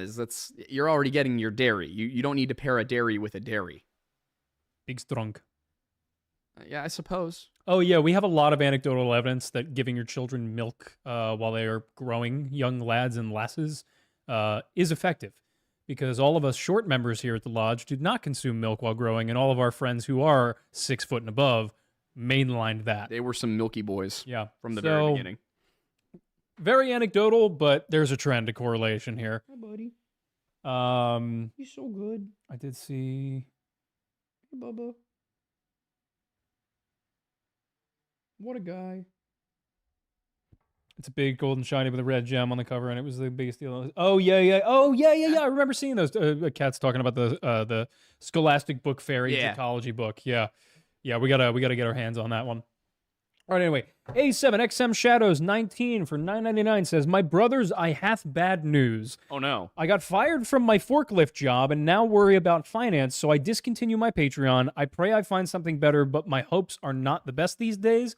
Well, first of all, you did the right thing in discontinuing the Patreon. Yeah, because Don't give us money when you don't have any coming in. please never do that. Yeah. I want you guys to be financially stable. Sorry to hear about the job. That genuinely sucks. Yeah. Hopefully there's something. Did you forge your like. forklift certification? You can't I do hear they that. take that seriously. I know it's a point of pride, but you got to earn it. Yeah. You got to earn it. If you have earned it, well done. Was the firing actually like, did you deserve to be fired, or is this a situation where you could build a kill lifter? Was it a layoff or was it Marv style? Because here's the thing. If you were to armor a forklift, that would be legendary. You're probably not getting very far though. I don't know what you would do with it necessarily. Lift your enemies while playing Josh Groban's "You Raise Me Up." Yeah. Incredible. No. I mean, you could make forklift-centered YouTube content if you can have access to another forklift. People, I would watch that. You would too. Yeah. You could, you know what? You could get a forklift and you could do pickup lines where you go to Miami and then you hit on women while lifting them with your forklift. You would do numbers. You on would do TikTok with numbers. that. You Look at would the one have to Subway purchase a guy. forklift first. Wait, hang on. Look at the one Subway guy. The what's your take Jared? guy? What? No. the guy, what's your take? Where he would interview people on the subway and be like, "What's your take?" and just about random stuff. Oh, yeah. He's now doing celebrity interviews in the same format. Crazy. Yep. The world is really shifting towards content creators becoming like the pipeline. Yeah. It's weird. Hawk Tua? On that thing. Oh, no. What happened to her? She did a meme coin and then rug pulled it. I'm gonna be honest. I don't think she understands what either of those things are, and probably just got wrapped into it. Yeah, 100%. I don't think that woman has an IQ that would require air conditioning. Either way, I'm getting good at these. I'm getting good at assuming these low IQ jokes. You got to give me are. credit for that one. You are the air conditioning bit. She has an IQ that could keep meat food safe. Yeah. No, I don't mean that. I'm just thinking of ideas now. I'm not trying. That was one of the old ones. Yeah. Yeah. We need a target that An I don't IQ that feel. can be measured in Kelvin. We need a target that I don't feel guilty about being mean to. We need mind unused. We need his name. I'm worried he might actually like have a condition. Like, such as, I don't know, any form you've of. seen the videos. He's too deliberate about it. That's the problem. Is like some people can just get like really deep into it. Sometimes it's trains. Sometimes it's stuff like that. Sometimes it's books entitled Irish Wisdom Preserved in Bible and Pyramids, Yeah. which is a grammatically incorrect title. Yeah, I don't know. Some people want to be special. There's some weird racism in that. Anyway, Yeah, the Jews are actually Irish, and the actual Jews I are need another just some meat stick for dudes, this. as we all know. Guys, we did like 4 hours worth of content on Tartaria. You guys have a again. lot of Tartaria content coming. I hope you're excited. Be ready, because it's There's reaction content with me and Steven and Aiden. yeah. There's a super cut of our Tartaria documentary. It's all coming. It's coming. I need more meat stick too. Yeah, do it. Next is for 199 said, "Hi, always nice to see you guys live. Nice to be live." Whiskey Bill for $5 says, "Hey guys, can you check out the Jameson family case out of Efula, Oklahoma?" I was looking at doing it recently. Is this the right way around? It is. I was looking at doing it recently. Part of the problem is that there's very little actual information out there on it. And also, I think Bedtime Stories just did it. Yeah, that's fair. It's one of those things where it's like, this is like a 10 or 15 minute video, Got it. Okay. you know? He did say apparently there's a book. It's called The Vanishing at Smokestack Hollow, and it's a good reference. I can take a look at it. Also, apparently Pete's here. Oh. Outside? Yeah, he just texted saying he's on the porch. He can come up and react to super chats with us. I think that would be funny.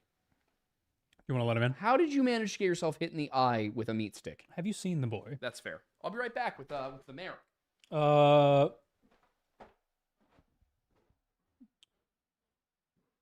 Yeah, anyway.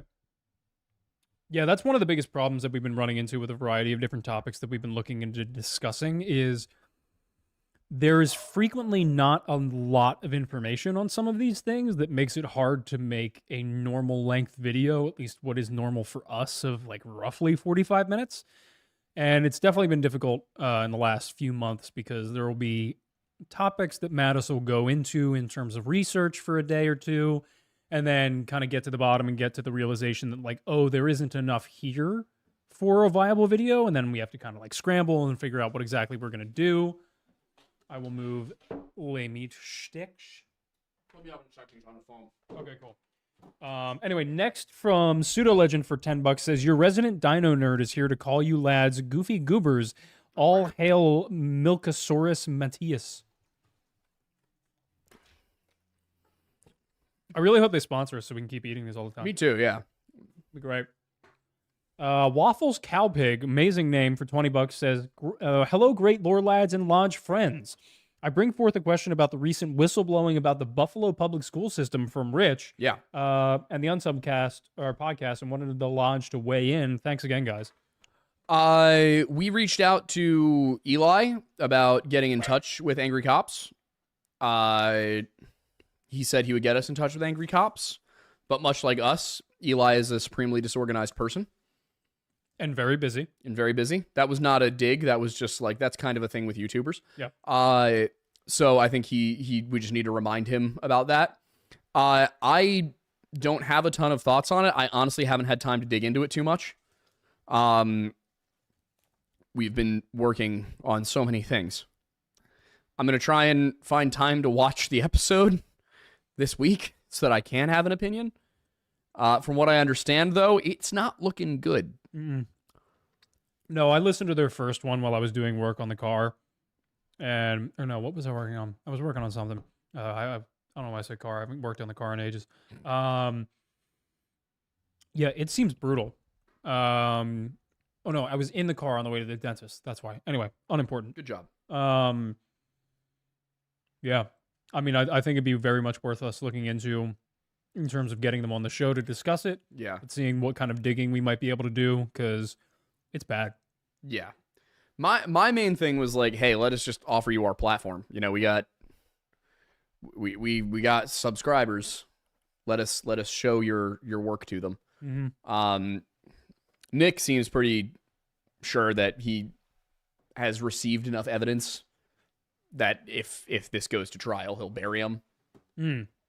That's good. So I hope a very public spectacle is made. Yeah, it'd be very nice. Arbor Irrigation installer for 545 says, lost my job as an electronics engineer to Doge, but I just landed a new one. God is good and Doge is still based. That's Lots a wicked of job loss today. Yeah, that's wicked for you to have lost your job due to Doge and still consider it based. That's your... You know, I mean, if you support the mission. Yeah. Did you feel your job was unnecessary? Yeah. That's a good... Yeah, did you feel your job was unnecessary? Like, do you feel this was justified? I'm curious. This is not me trying to be judgmental. I'm just curious. Yeah, because that's a wild position to have. Because, like, if I were an IRS agent and I lost my job because of Doge, I would be like, well, I am kind of a scumbag. But if I was, like, a national parks... if I'm like a national parks ranger, I'm like, hey, I didn't do it. Like, I serve a purpose. I've been doing my thing. Yeah, this is what we're here for. By the way, write your congressman or congresswoman and tell him or her to keep their hands off the national parks. It's a tiny, tiny fraction of the budget, and it provides a very important service to American citizens, to our lands, and it makes back its budget every year by a magnitude of about 10. I don't see a deficit there. That's not a deficit. You can't just look at what a department is spending and not look at what it's bringing in. The National Park Service actually makes money. The post office doesn't. The post office loses money, even though it's federally funded and you're giving them stamps. That's something that you probably shouldn't cut, but at the same time, you can say it loses. The national parks don't lose money. They pay for themselves. The post office, in order to work in a equitable way, is kind of designed to lose money. Yeah, but the national parks don't lose money. In fact, I would be fully in favor of cutting a number of things and sending all of the money to the national parks. We probably spend more on military bases in, like, Germany. Would not be shocked. That we don't need. Europe can defend itself. Cold War's over. Like, for now. It's good. Take the money, spend it on the national parks. JMO, we did read the Milk Super Chat. Yeah, we did. Not here? There was like one thing FDR did well, and it was that. Yeah, I feel like a really simple way to look at it is if Theodore Roosevelt would not have agreed with it, it's probably not on the right track. True, yeah. Teddy really knew his stuff. So the whole cutting the national parks thing. Yeah. Not quite it, Chief. Yeah. Like, and his cousin, FDR, did a lot of bad stuff. I will say, I think what he did with working on the national parks was great. It does not outweigh the concentration camps. Yeah, that never helps. No. I feel like we don't talk about that enough. We do not. Should we do a video on that? I mean, I can. I am happy to do a video on how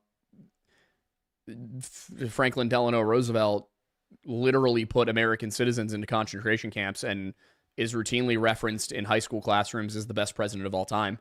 Yeah, I know in my high school they really touted the New Deal. Oh yeah, no, I remember sitting in AP US government and we were like asked to rank the presidents. And everybody but me put FDR at the top.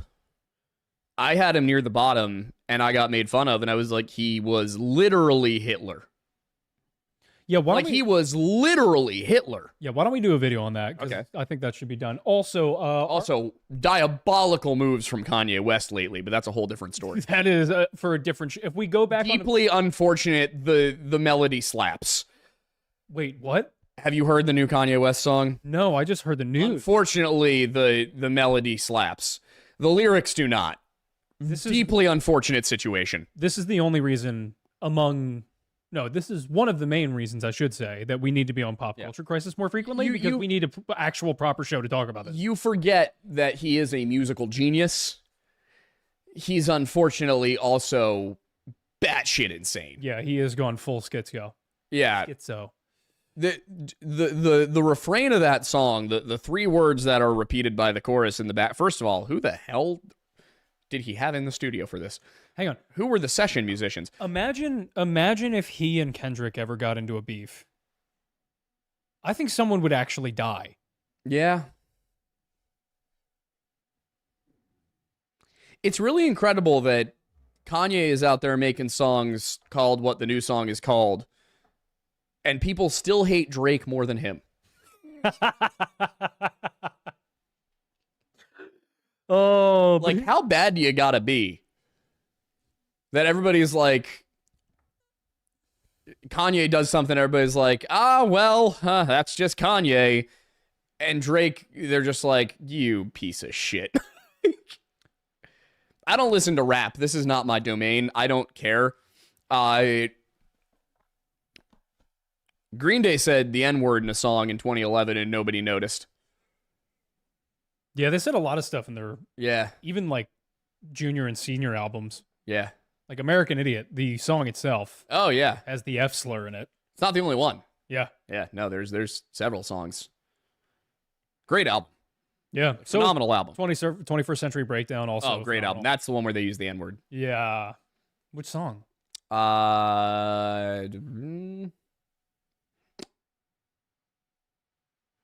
It's got a weird name. I'm fairly confident Highway to Hell by AC/DC also uses the N-word. Really? She's on a white man ride, yeah. Nobody really recognizes that in the lyrics, but yeah, I didn't notice that. No, fairly it's confident that is. it's the one that's like it's the Jesus of Suburbia of that album, where there's like 3 or 4 different songs in one song. Starts with Oh. American Eulogy. Got it. Okay. Yeah, I love the drum beat on Holiday. great drum beat. It's so good. Great. Anyway. Album. Okay. Anyway, Oh yeah. Arbor Irrigation Installer had sent another super chat as a follow up saying, "Yes, we did defense R&D. It was cool but wasteful."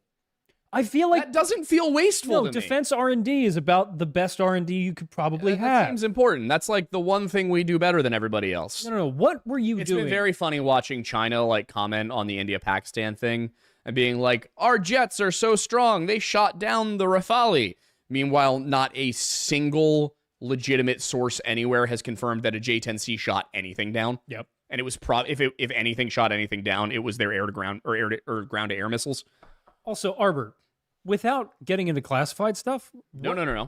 or getting into hear me out, classified stuff. or what were you guys doing that could have been deemed wasteful as defense R&D? Was it like adding extra soy to milk to make? Adding extra chromosomes to Marines. No, then they'd be normal. Stop it. I'm sorry. I love all my Marine friends and family members. but One it of was them too pilots easy. in F-22. F-35. F-35, yeah. Yeah, he's a badass. Anyway, moving on. Curious Unicorn has been a member for 5 months. Thank you. Sarah Vibes for $5 says, I finally make the live chat. You guys are great. Thank you very much. Flaw says, allegedly, milk. Okay. Broken Valor for $5 says, whenever y'all start looking for editors, I'd love the audition. Would be a dream come true to work for y'all. Believe it or not, we just had this conversation We today. did just have this conversation. Please today. send an email to thelorelodge@gmail.com, and I will get back to you this week because He we will. are looking forward to I will not. potentially doing that. Because I can't keep doing History Unhinged and also sleep. So which does make the history considerably more unhinged. It does. It does. I think next time you, me, and Steven just shouldn't sleep at all the entire week of filming. Should we do a 24-hour 24-hour history unhinged? unhinged? Yeah, definitely.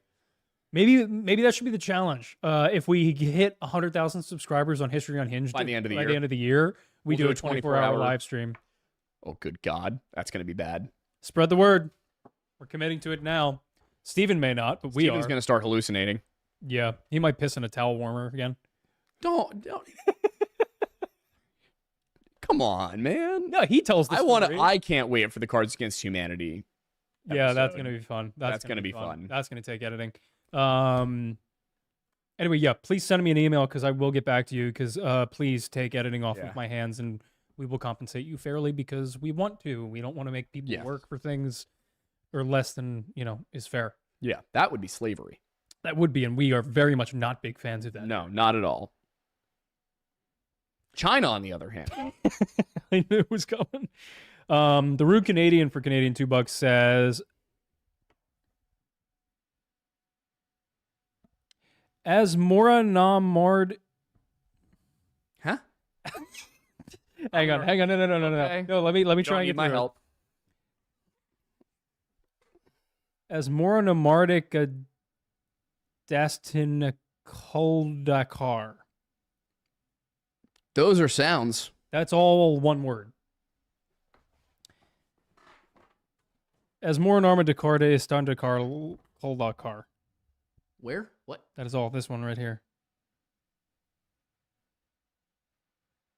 As Moranomardic Destina Koldakar. I don't know. That was Trying to get us to summon a demon of some kind. probably, I just summoned it like 6 times. He's like, okay, God. Rude Canadian, that was in fact rude. Kellen, the official data says allegedly Klim. Yes. So Kellen, you're the other one in the group. Arbor's back again for 762 saying, I have a first generation Raptor. I take trail riding in Lower Appalachia. It has the Colorado plate. What is it? Oh, okay. It's a vanity plate. Okay, I just want to make sure you weren't giving your like actual plate number out. K1LDZR2 on the front. So Killdzers. Mm-hmm. Killdozer. Oh, Killdozer. Yeah. Love Thought y'all appreciate. Yes, I do appreciate it. Also appreciate a Ford truck guy. Also appreciate the fact that our Tread is a lying documentary is nearly as popular as the documentary Tread. I think it's almost It's overtaken it. Yeah. It's like neck and neck with it. I'm gonna look it up right now. But continue along. Patrick McNeely for $2 says, when will Flaw be a guest on the show? I guess we were supposed to have him. Well, yeah, because he was here. That's true. He was but here. he had to leave before He had to Monday. leave, yeah. So he was going to be. So it's whenever he can manage to just hang through a Monday night. Yeah.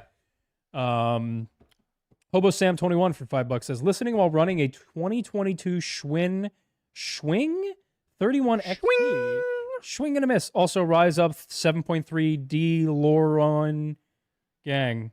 DeLorean. Yeah. I gotta look up the. I have a 7.3 IDI. I have clinical depression. I have osteoporosis. I'm gay. Have you followed any of that? No.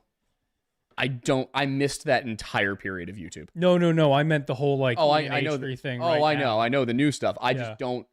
I look at those people and I'm like, it's like the Kardashians to me. Yeah, it's like none I of it just matters. don't know what's going on. Yeah. You're so pure. Mm-hmm. Abigail Fred has Stewart. 2.4 million. Ours has 2.1 million. Love it.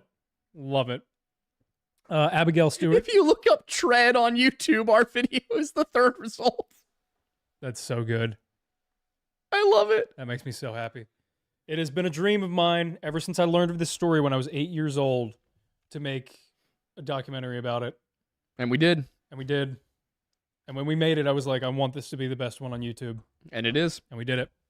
I'm so excited. So happy about it.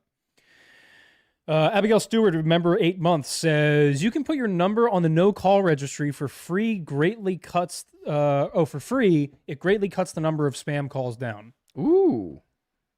The what? The no-call registry. So you might have to look into that. Arbor's back saying, God made Samson's story a cautionary tale of BDSM. Thoughts? What?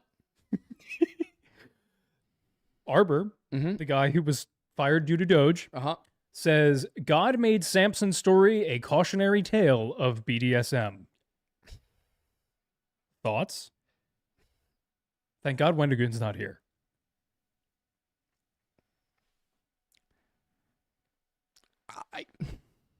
I mean, it's not... I guess it's not completely wrong.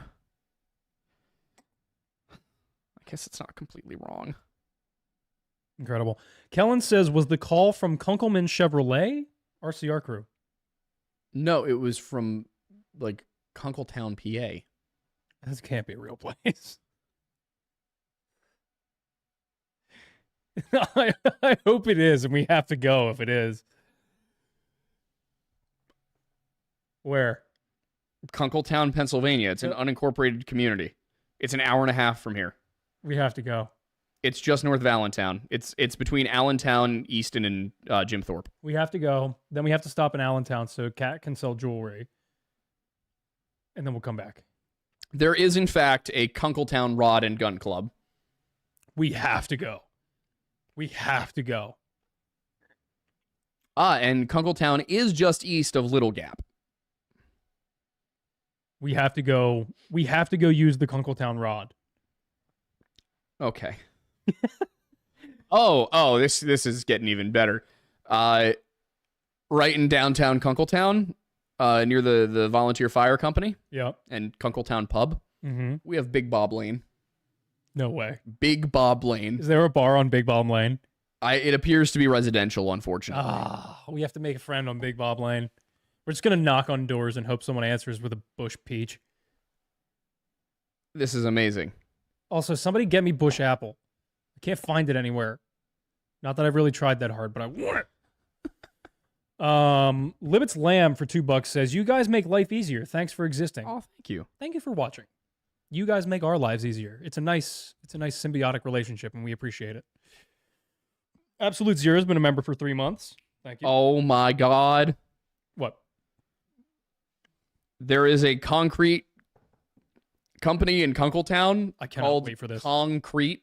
No way. K-O-N-G space K-R-E-T-E. Concrete. We have to go to We got to go to Kunkletown. this place.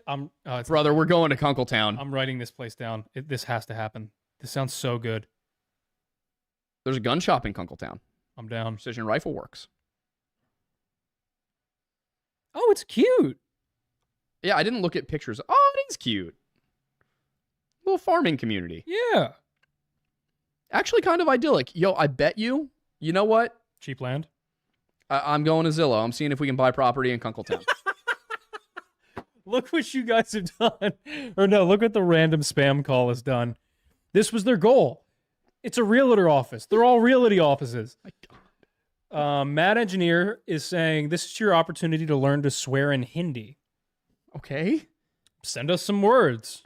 We'll give it a shot. There is, in fact, property for sale in Kunkletown. How cheap? Shockingly expensive.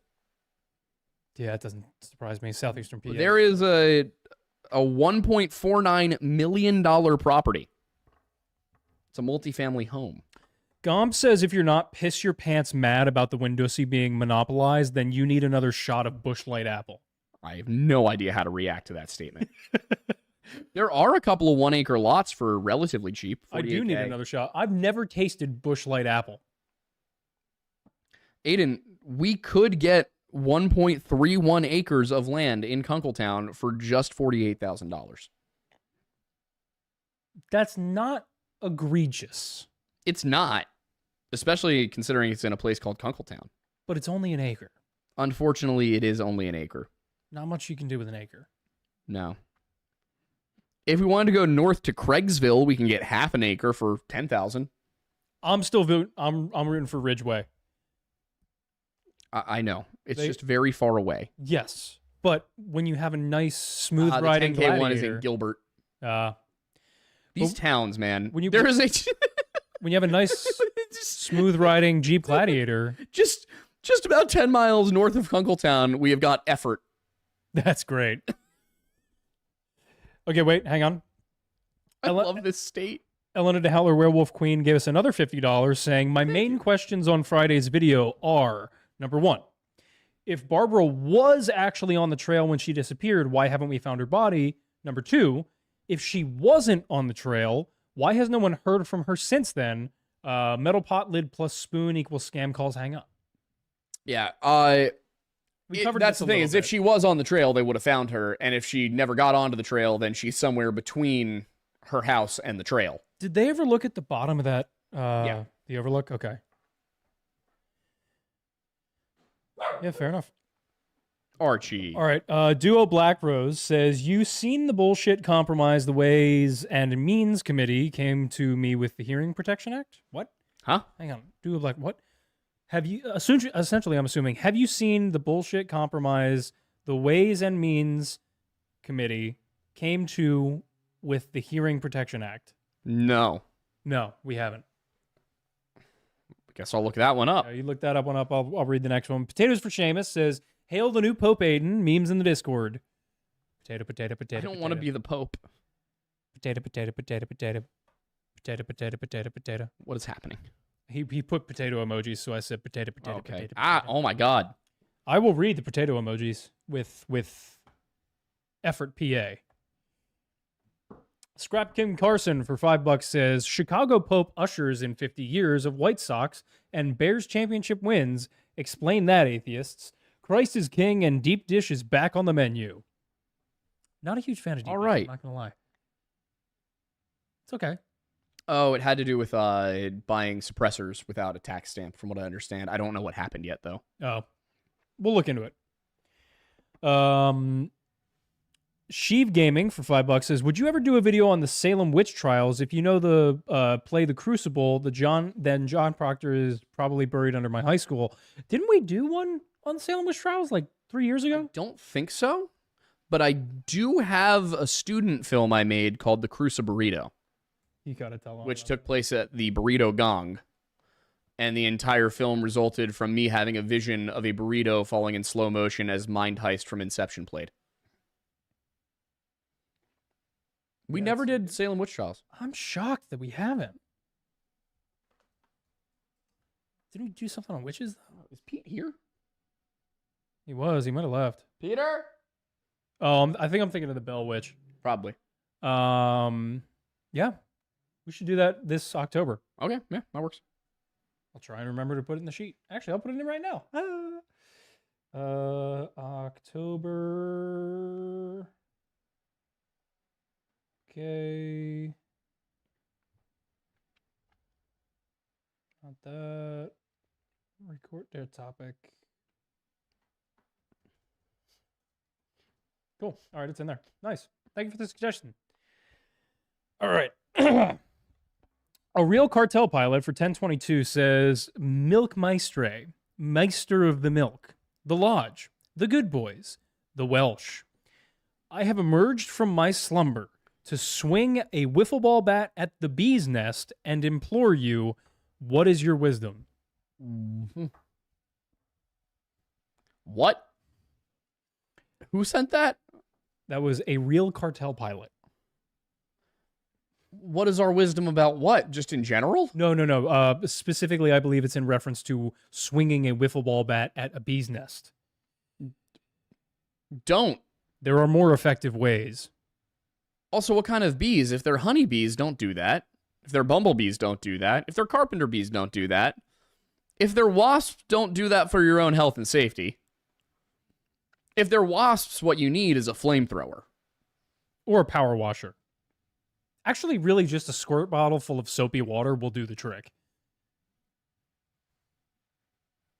No, the wasps need to suffer. No, that does make them suffer, kind of. Oh. Yeah, it drowns them because they breathe through their skin. I hate that. Yeah, I wish you hadn't told me that. they breathe through the holes in their skin, and the surfactant of the soap mixed in with the water makes them. So they suffocate, Yeah. They Good. basically Good. just drown. as they should. Yeah, Death I've done to that wasps. many times because they were on my balcony. That's fair. I didn't want them on my balcony. That's fair. Then they weren't on my balcony. Mm-hmm. Yeah, so my advice is don't use a wiffle ball bat. Yeah. There are better options. A 12 gauge loaded with birdshot will do it. Probably not. It'll Unless be it's fun. like point blank. It'll be fun. The ricochets could be dangerous. It'll be fun. Yeah. Super Soaker. Filled with kerosene.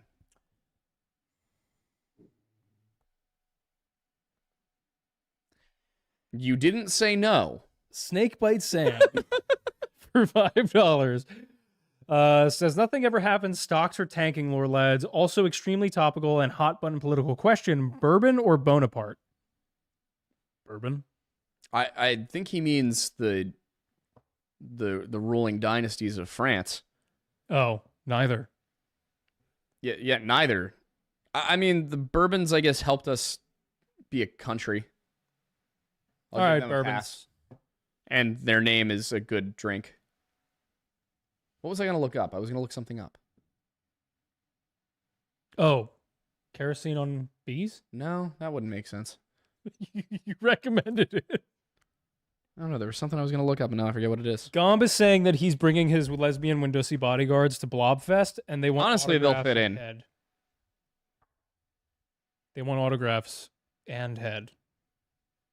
They can have one of those things. And we're all out of pant. No, I'm kidding. Oh my God. I'm sorry, the joke had to be made. Yeah, not from us, but I'm sure there are plenty of people in town. This is one of the gayest towns in PA. That's not derogatory. There's just a lot of like non-straight people here. It makes it really fun. There are a lot of non-straight people here. It keeps things really interesting. All the women are bisexual for some reason. Extremely. So like I said, probably someone in town, not us. We are happily We can betrothed. connect you with somebody. Probably. Are they dangerous? And if so, do they want to meet my ex?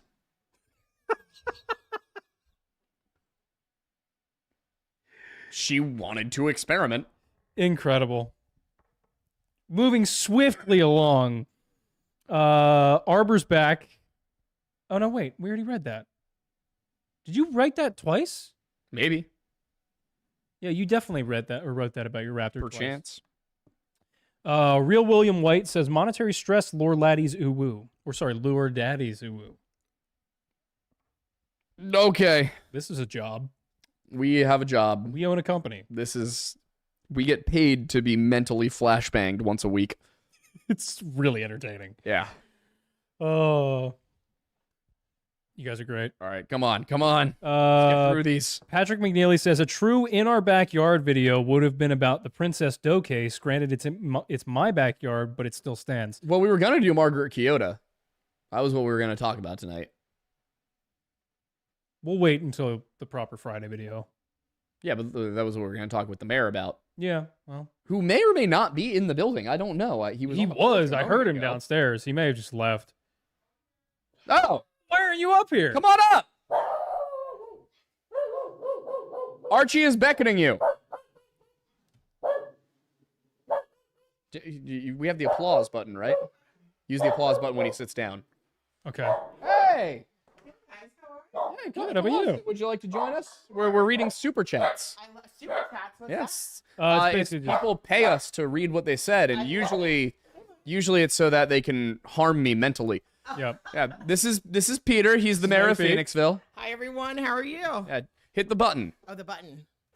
There's an applause button. have a We applause. can't hear it. Oh my They God, can that's though. Yeah, they can hear it. And I'm Hey gonna guys, adjust thank this for you you so later. much. Thank you.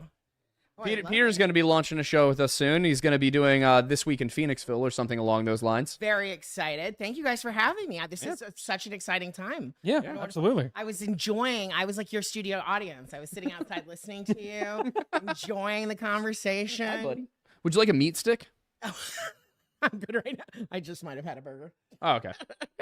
Respectable. Yeah, so now You know. you're going to get to see what it is we do for a living, I very love up it. close This is and so personal. cool. So you guys, this is the feed right there, right? Yeah. Yes. Okay. So we talked about our topics, and now people are sending us messages. Yeah, to I mentally flashbang us. Talked as about Madison the Outlaw said. Past, and now they're telling us they're going to bring lesbian Wendigos to Blobfest. Look at Oh my gosh, see? I mean, Yeah. we make it exciting, right? We keep Phoenixville exciting. We absolutely do. We were saying that actually fits in with Phoenixville quite well. It does. I think Phoenixville is kind of like, we just love people. We do. So anything goes. Anything goes. That's the best part about the town. Hopefully not the cannibalism, but Oh no, I mean, Yeah, ideally not. No. there's always something on the menu at Rivertown. Let's see.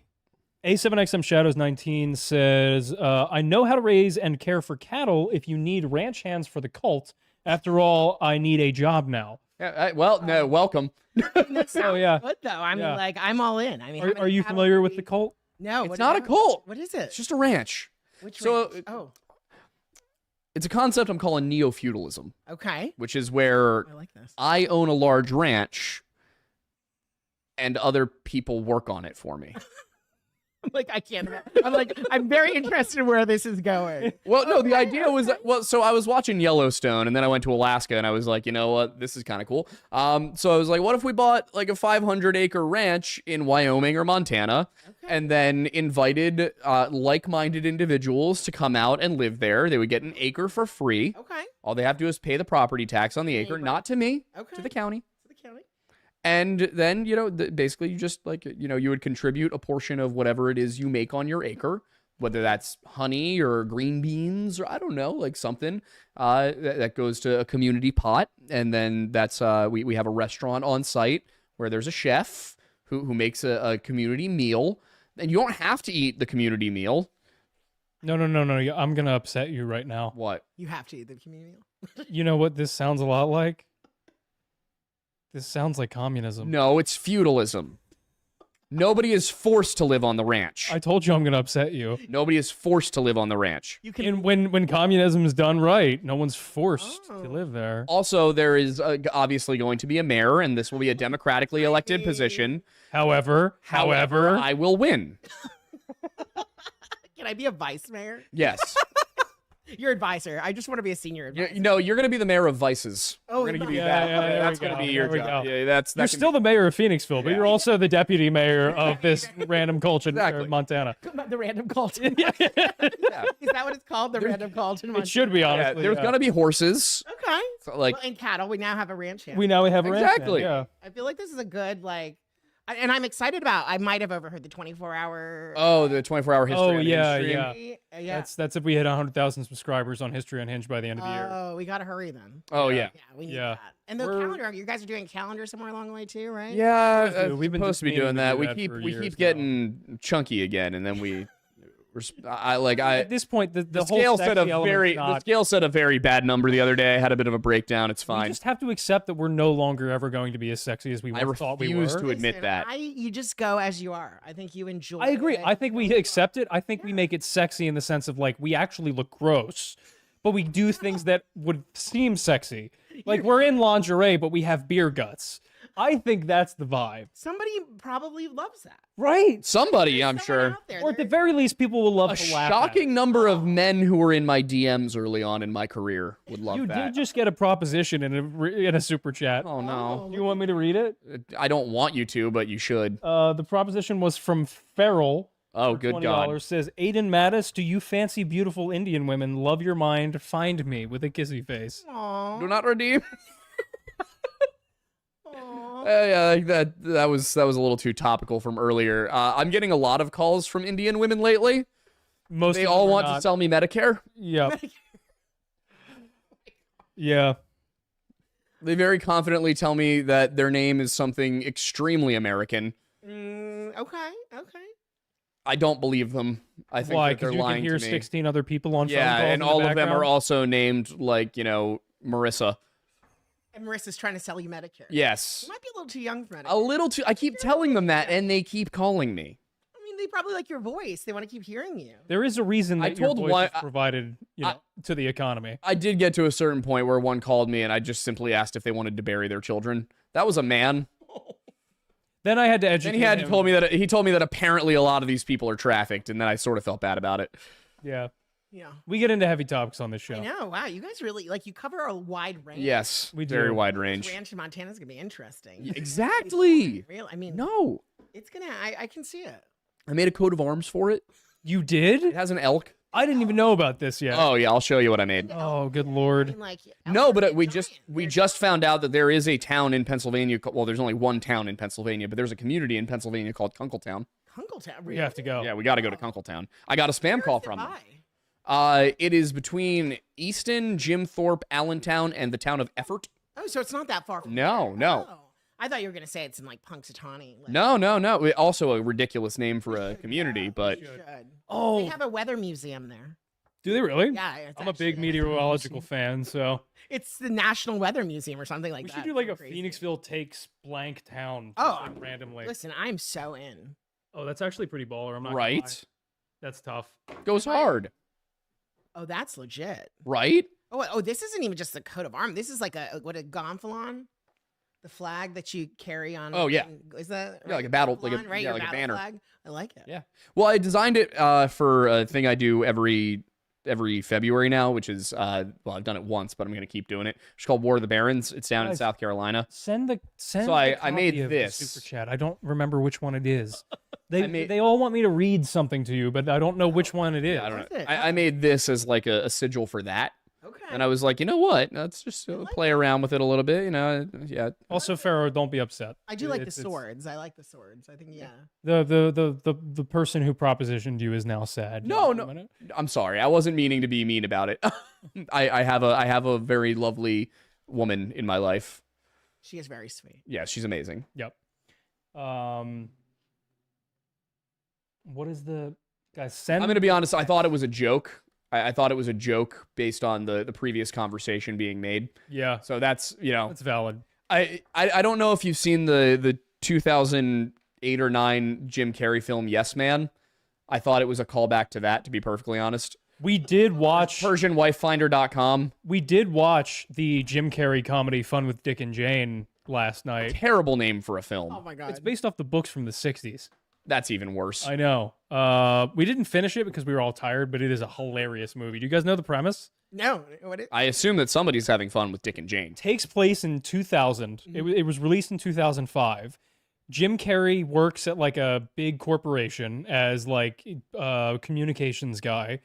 Gets promoted to then go on air to like Dateline NBC and be interviewed about unaware. He goes on live and they're like, so why has the CEO of your company offloaded 90% of his shares in the company over the last year?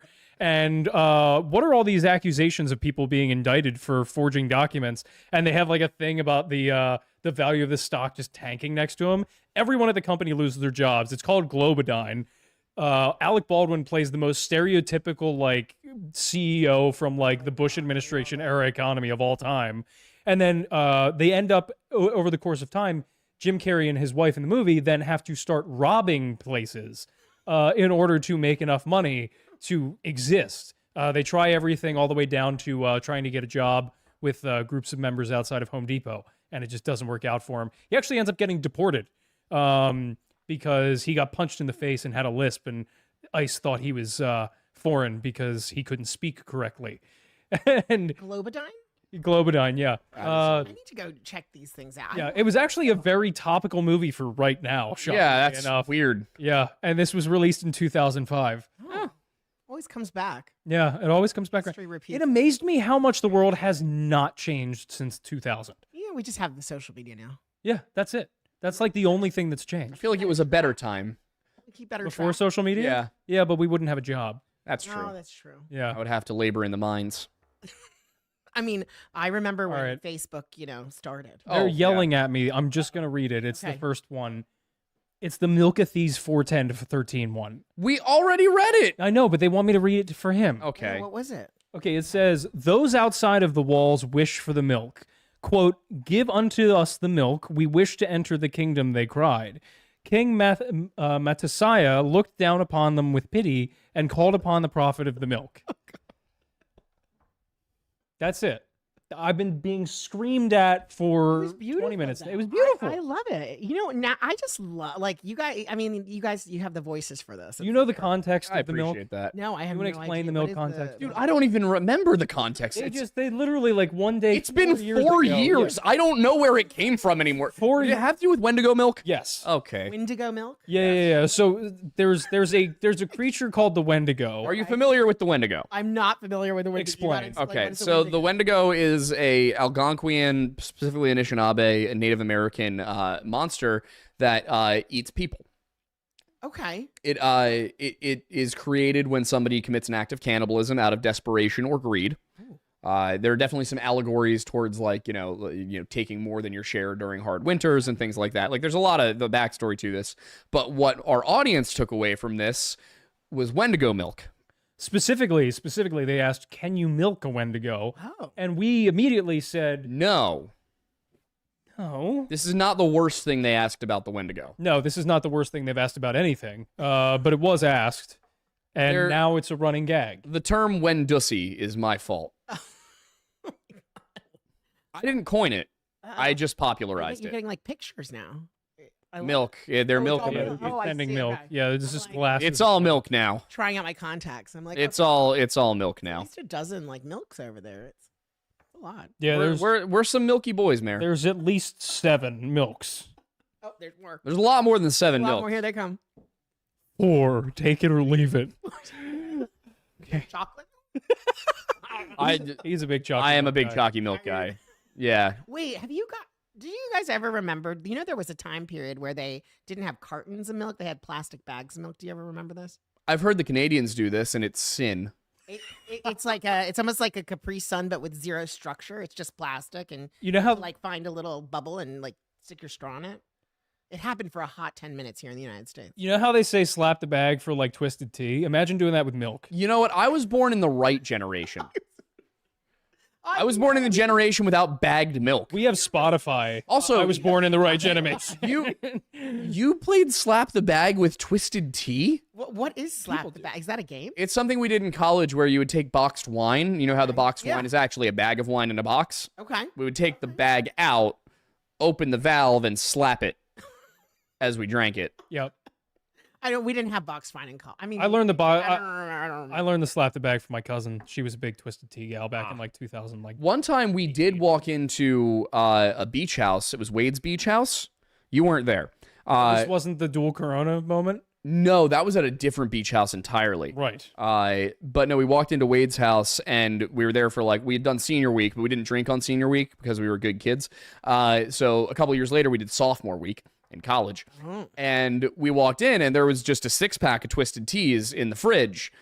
And I had just finished my sophomore year at Penn State University. All of my friends went to small private liberal arts schools. That must be. So by the time we've been there for about an hour, somebody goes into the fridge to grab a Twisted Tea and finds that 3 of them are gone. I'm drinking a Twisted Tea on the couch. And it did not take long for everybody to figure out that in the hour we'd been there, I'd have 3 of them. They're not that alcoholic, are they? They're not. They're like a beer. Yeah. But I think it was the fact that it was 11 a.m. that was throwing people off. yeah, that Oh could be yeah. it. Well, what That day of the could be week it. was I it? don't know. Because like if it's a You're on weekend, you're holiday. not drinking all day unless you I start don't- in the morning. I think it was mostly the fact that we got there and the very first thing I did was crack open a cold one. Yeah, that's valid. Yeah. It was. Just We also would play King's Cup, though. Okay. I think that was the year that that Norman did not make it to the bathroom. Yeah. I also did not make it to the bathroom, but I made it to the sink. In the city, we didn't really play a lot of drinking games. Occasionally, flip cup and stuff like that. It was mostly just like how much New Amsterdam could you have before you like hated yourself. I think we should have a New Phoenixville Flip Cup Amsterdam? competition. That's a vodka. Oh, is It's it? a very bad vodka. Me too. We should have a Phoenixville Flip Cup competition. We could just do it right down the middle of the street. We could. Yes, I'm so down. I mean, I'd try it. I'm in. Yeah.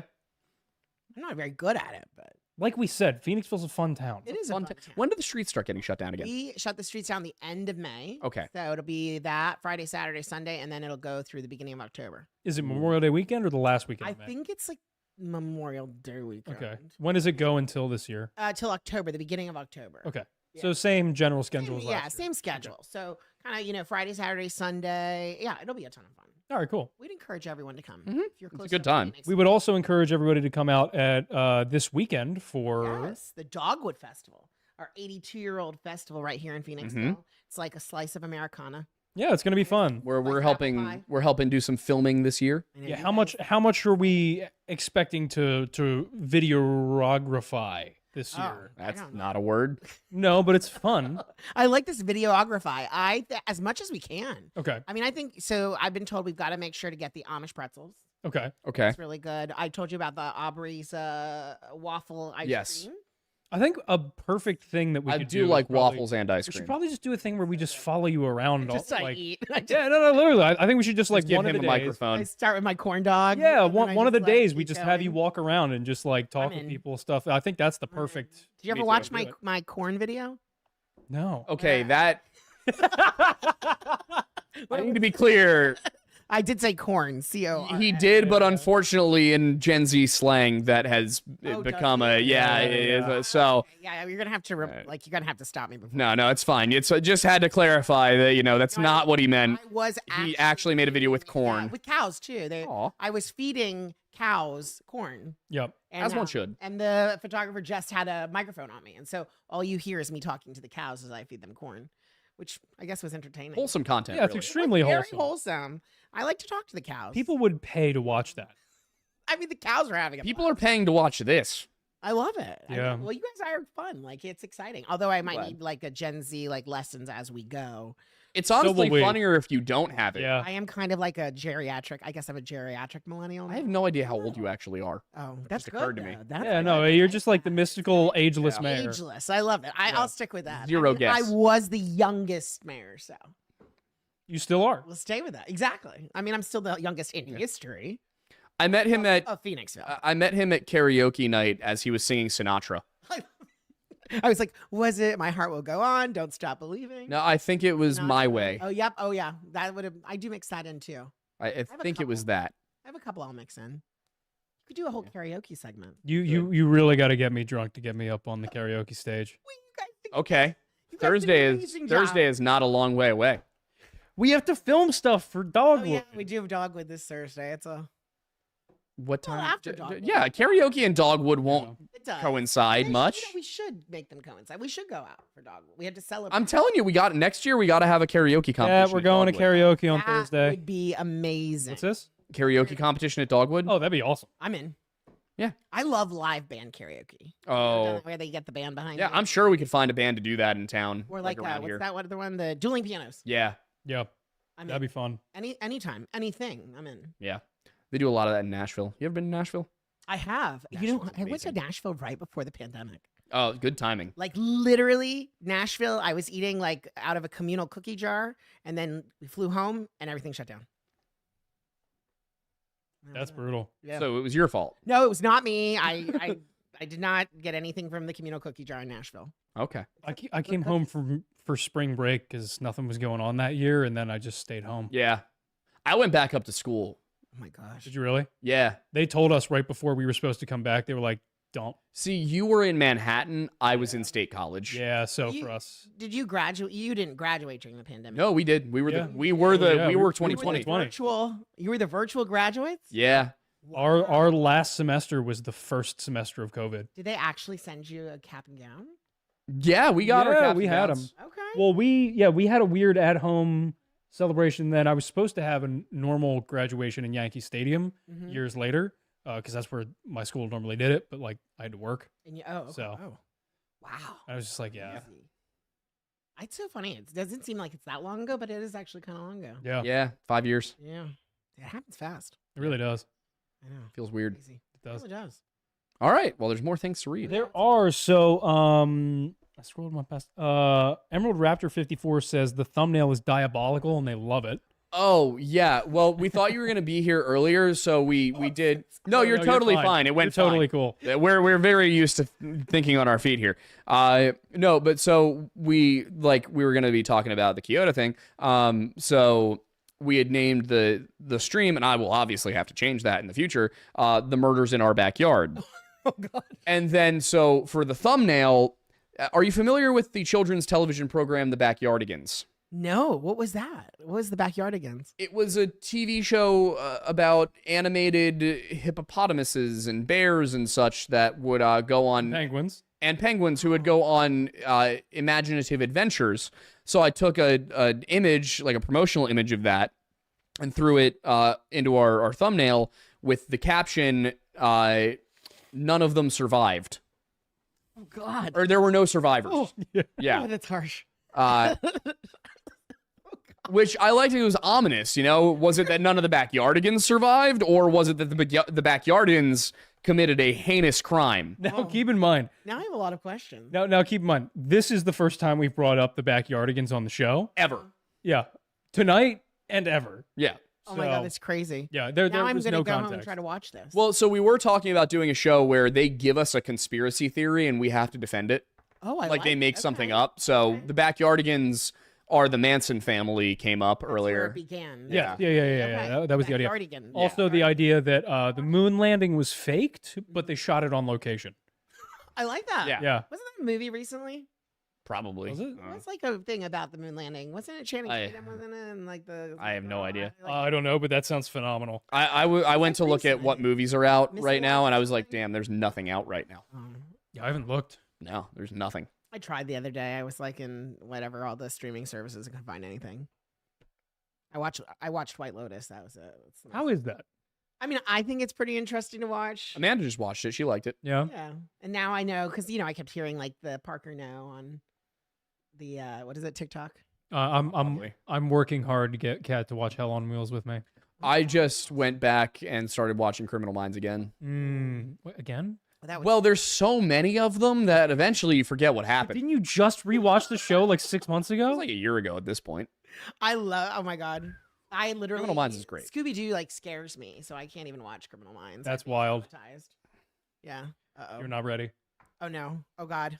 I Scooby Doo in Criminal Minds. no, but there is a Supernatural episode that has Scooby Doo in it. I don't There know is. if this will be audible. What super? Are you familiar with the television program What's New Scooby Doo? No. It was the 2003 version. The theme song was by the band Simple Plan. Okay. So, are you familiar with PJ Baker? No, who is that? He drums in the Hammer-Ons, or used to drum in the Hammer-Ons, and in the band Midfield. So he and I got together and decided to do this.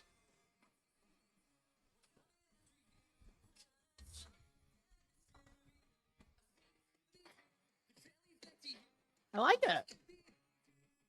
We had some fun with this.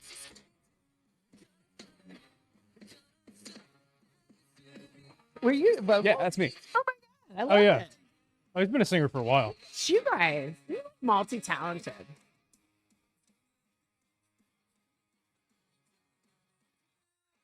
PJ is doing a great job mixing it too. He Yeah. did most of the work. I just sang. I'm like, can you redo this at Dogwood? Probably, I might be able to pull that off. Yeah. You need to like We have. have band practice tomorrow. There you go. YouTube's gonna be like, "Hey, you're playing copyrighted music." I'm gonna be like, "No, I no." love Which will it. be a compliment. Yeah. It was beautiful. So, yeah. I like it. I'm So in. we did that. I just heard it and I was like, "Hey, PJ, you want to cover the Scooby Doo theme song?" It took us an doesn't? hour and a half to lay down the vocals. Who does? I So think good. 2 years ago, I was like in a Scooby Doo like Halloween group. Interesting. Oh, you know who it was? It was Tucked In. Oh, people are asking when that's going to get dropped. As soon as PJ finishes mastering it. People want the candlelight sessions, man. I know. I said we could do it. I know. We just haven't done it. Wait, what's the candlelight session? We Us started doing acoustic sets. an acoustic Oh, I music like thing it. that we, but like it was a lot of work. It was. Everything we do is a lot of work. That's fair. It's a fair point. We don't sleep. Yeah. Who needs- Well, if we want to sleep tonight, we got to get through the remaining super chats. Yeah, I oh, know. I love it. What time are we at?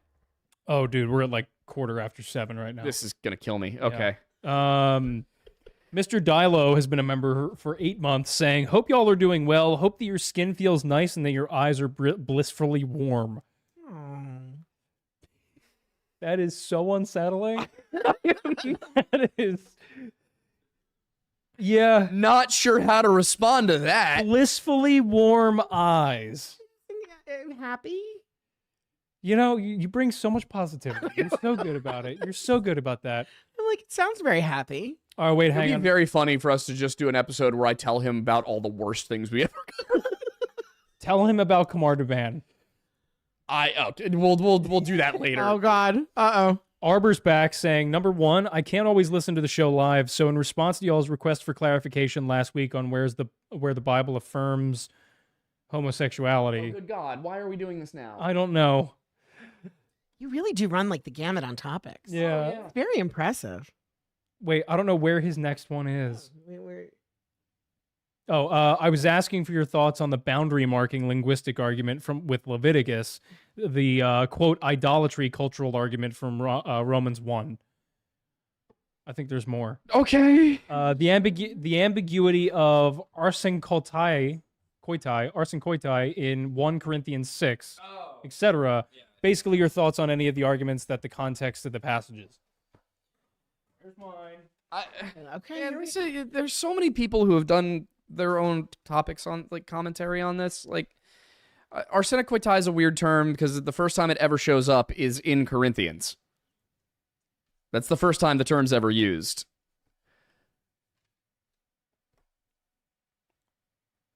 Like, I think it's weird that people focus. I will say this: it's weird that people focus so much on the Bible and how it pertains to homosexuality, because in the exact same passage in Corinthians, Paul is also like, and the fornicators and the adulterers and the usurers and the like, it's just, and the people who sleep into like there's a just long going list. down the list. It's There's a long list, right? like Materials you can't wear. Yeah, There's it's a like- lot of stuff. Right? it's like there's a good chance that the Bible says not to do something you're doing in your daily life, which is also why it says to not throw stones. It's true. That's a nice one. That's an easy. Yeah, like Don't throw stones. it's not your job. Yeah, also like that's not very specific, at least in the what is this, the RSV? Yeah. Yeah, I think it's the RSV. Which one are you looking at? What does it say? 1 Corinthians 6. And it just says it's 6. Oh wait, you got to get it. You got to go get it. Oh, I know. Oh my god, you're so right. Have you? Are you familiar with the Message version of the Bible? No, I do love that you have multiple versions. Oh yeah, Yeah. we stay strapped. I like it. You're It's right, important. It's important. right next to the First Crusade and Pirates. Yep. Yeah. Demons. Where's Corinthians? I like it. Demons is a great book by Dr. Heiser. Phenomenal book. Oh yeah, how do you feel about the people who were clowning on you about Heiser? People were clowning on me about Heiser. Yeah, some people in some comment section somewhere were like, "Oh yeah, Heiser's like a heretic or something like that." Yeah, Catholics think that anybody who isn't Catholic is a heretic. Okay. I also don't know which verse in Corinthians. It looks like it's 6:9 through 11. Oh yeah, know ye not that the unrighteous shall not inherit the kingdom of God? Be not deceived, neither fornicators, nor idolaters, nor adulterers, nor effeminate, nor abusers of themselves with mankind, nor thieves, nor covetous, nor drunkards, nor revilers, nor extortioners shall inherit the kingdom of God. It's just We might need a checklist. Yeah, literally. We're all screwed. All right, yeah. So in RSV, it's, do you not know that the unrighteous will not inherit the kingdom of God? Do not be deceived. Neither the immoral, nor idolaters, nor adulterers, nor sexual perverts, nor thieves, nor the greedy, nor drunkards. I'm cooked. Oh God. Nor revelers, nor robbers will inherit the kingdom of God. And such were some of you. But you were washed, you were sanctified, and you were justified in the name of the Lord Jesus Christ and in the Spirit of our God. Also, message. Don't you realize that this is not the way to live? Oh. Unjust people who don't care about God will not be joining in his kingdom. Those who use and abuse each other and use and abuse sex and use and abuse the earth and everything in it don't qualify as citizens in God's kingdom. Conjunctions just don't belong in the Bible. No, I'm sorry. no. Anyway. the Bible should read like a Shakespeare poem. Yeah, anyway. A number of you know from experience what I'm talking about. For not so long ago, you were on that list. Since then, you've been cleaned up and given a fresh start by Jesus, our Master, our Messiah, and by our God present in us, the Spirit. Huh. Wait, no, the next line's great. Just because something is technically legal doesn't mean that it's spiritually appropriate. If I went around doing whatever I Very thought I could direct. get away with, I'd be a slave to my whims. God. A very direct translation. Yeah. It really gets straight to the point, or at least what it thinks the point is. Huh. Well, it's There's like an interpretation. Yeah, it's an interesting interpretation. Yeah, it's honestly, it's not even remotely about forms of sexuality. Like the next line literally says, wait, hang on. You know the old saying, first you eat to live and then you live to eat? Well, it may be true that the body is only a temporary thing, but that's no excuse for stuffing your body with food or indulging it with sex. I just need to clarify, in the KJV, that is meats for the belly and the belly for meats, but God shall destroy both it and them. Now the body is not for fornication, but for the Lord, and the Lord for the body. That's why we keep this around. Oh, yeah. It's because it's just And do you so think when different. they say the old saying, like, is the saying older than the Bible? Like, I don't know. There's more to sex than just mere skin on skin. Oh no, I don't like This is egregious. oh, this seems like it's gonna get deep. Oh God, that was I'm not even sure what that is. What is that a translation of? I don't know. That one was specifically 616. Maybe we need to see the original text. What? Know ye not that he which is joined to an harlot is one body? For two, saith he, shall be one flesh. That is such a radical differentiation. I know. Wow, We what is love this one, the message. the message. message, We love yeah. pulling out the message so that we can read things that are very eloquent in this one. Yeah, And then is it like a Cliff Notes version? Is you it? could say that. Okay. No, that's the thing. It's like it's trying to Gen Zify things. Which like, okay, but and look, I'm certainly not the Yeah. most devout person in the world, but like that's just whack. Well, I mean, like, how does it start? Like, what's Genesis like in that one? We're so getting Oh, ready like, into well, this. how does All the right, Bible hang on, start hang in on. that one? Well, wait, read Oh, the did that KJV. literally say remix version? Oh, yeah. It Oh, says yeah. remix. Oh, this is Leviticus. Hang on, Okay, I'm oh, getting yeah. way deeper. Yeah. Oh no, go to the very beginning. Yep. Genesis. This is not the first time we've done this. either. Not the first time we've Is it done this. In the beginning.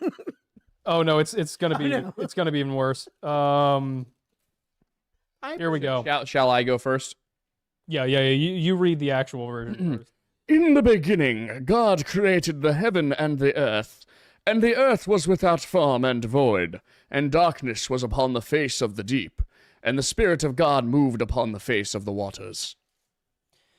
First, this God created the heavens and earth. All you see, all you don't see. Earth was a soup of nothingness, a bottomless emptiness, and inky blackness. God's spirit brooded like a bird above the watery abyss. But birds weren't there yet. Earth was soup. Earth was. God spoke, light, and light appeared. No let there. No, God, just light. God saw that light was good and separated light from dark. God named light day. He named the dark night. It was evening. It was morning. Day one. Oh, Yep.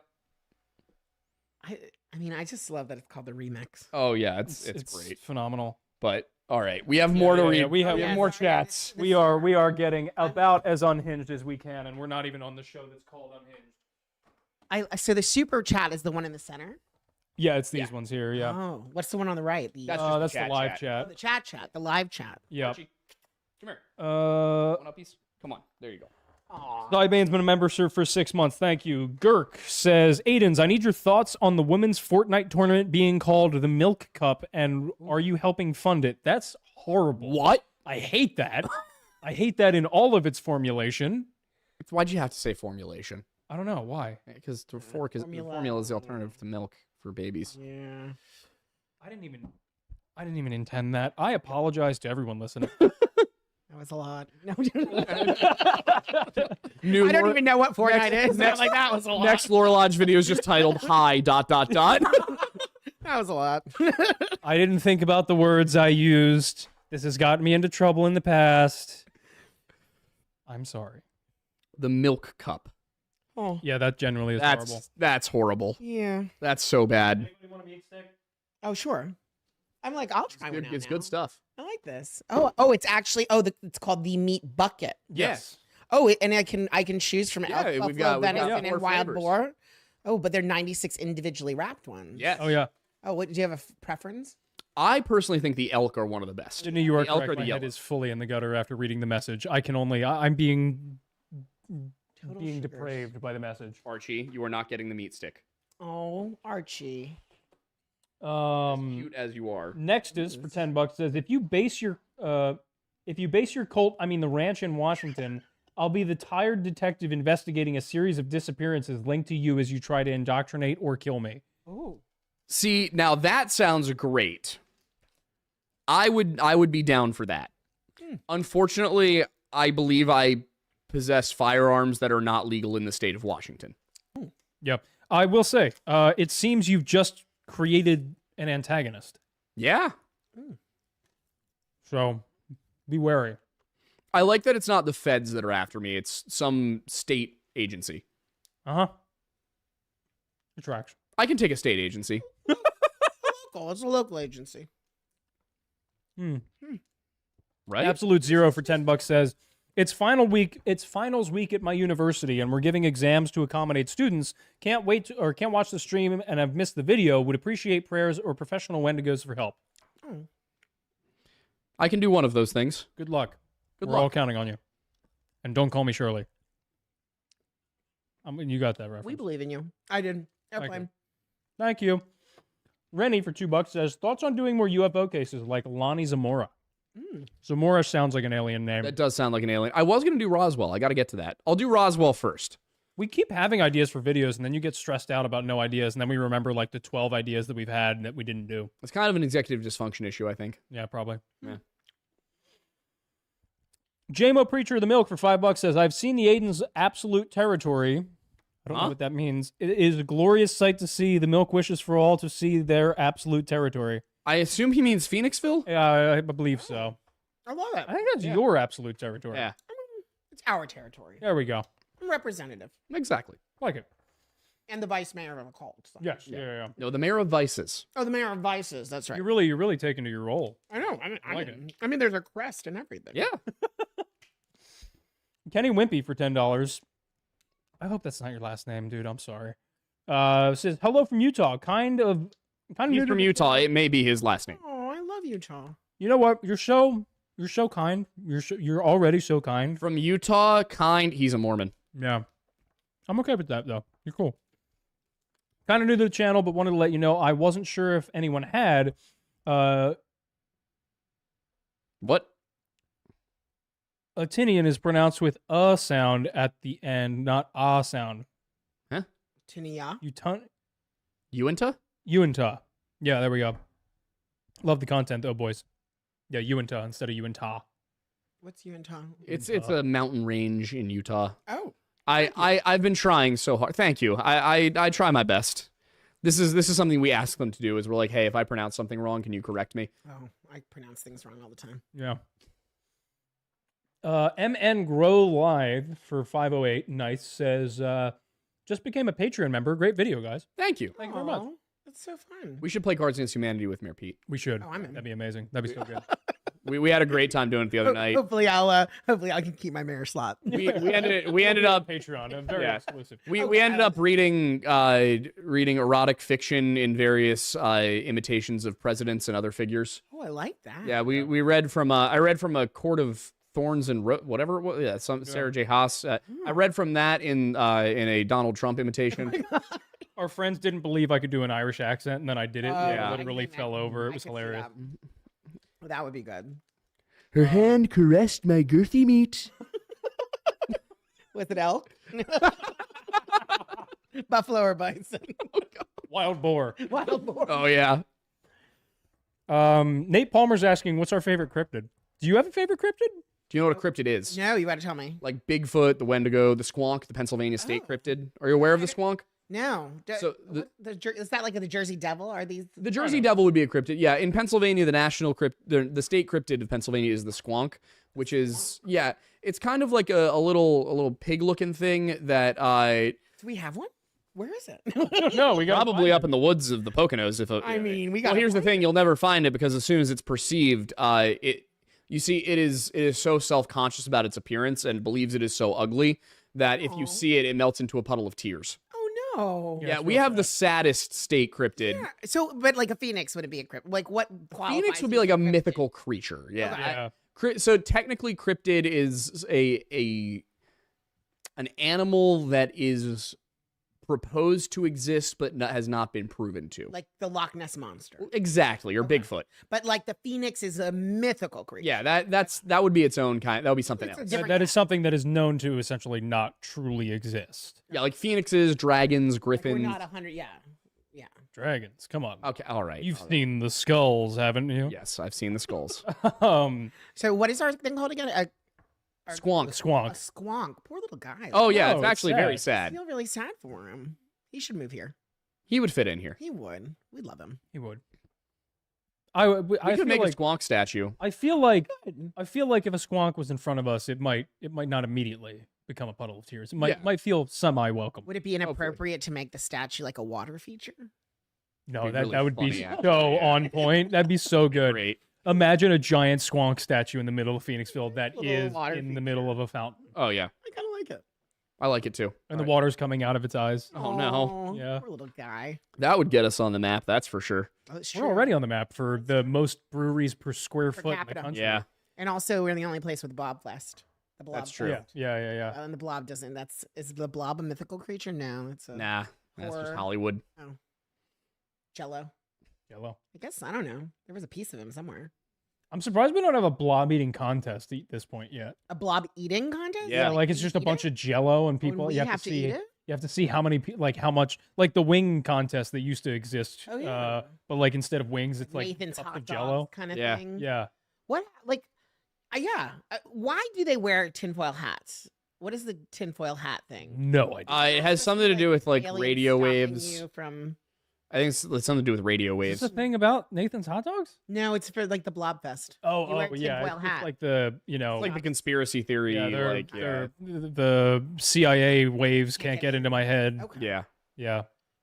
Okay. I like The it. 5G towers. General schizo posting. Yeah, Oh, the birds. Yeah. Oh, I feel like I'm learning so much. good. Yeah. Look at that. Something new. It's an educational Something program. new. And eating my elk Yeah. meat bucket. Yeah, it's great. The meat bucket. We're big fans of the meat bucket here at the Lore Lodge. Where are we? Oh, by the way, Kenny said, I'm actually not Mormon, surprisingly enough. Oh wow. Well, you know what? Congrats on being in Utah and not You're succumbing. how does it feel to be a minority? Oh, he was so friendly too. Yeah. Yeah.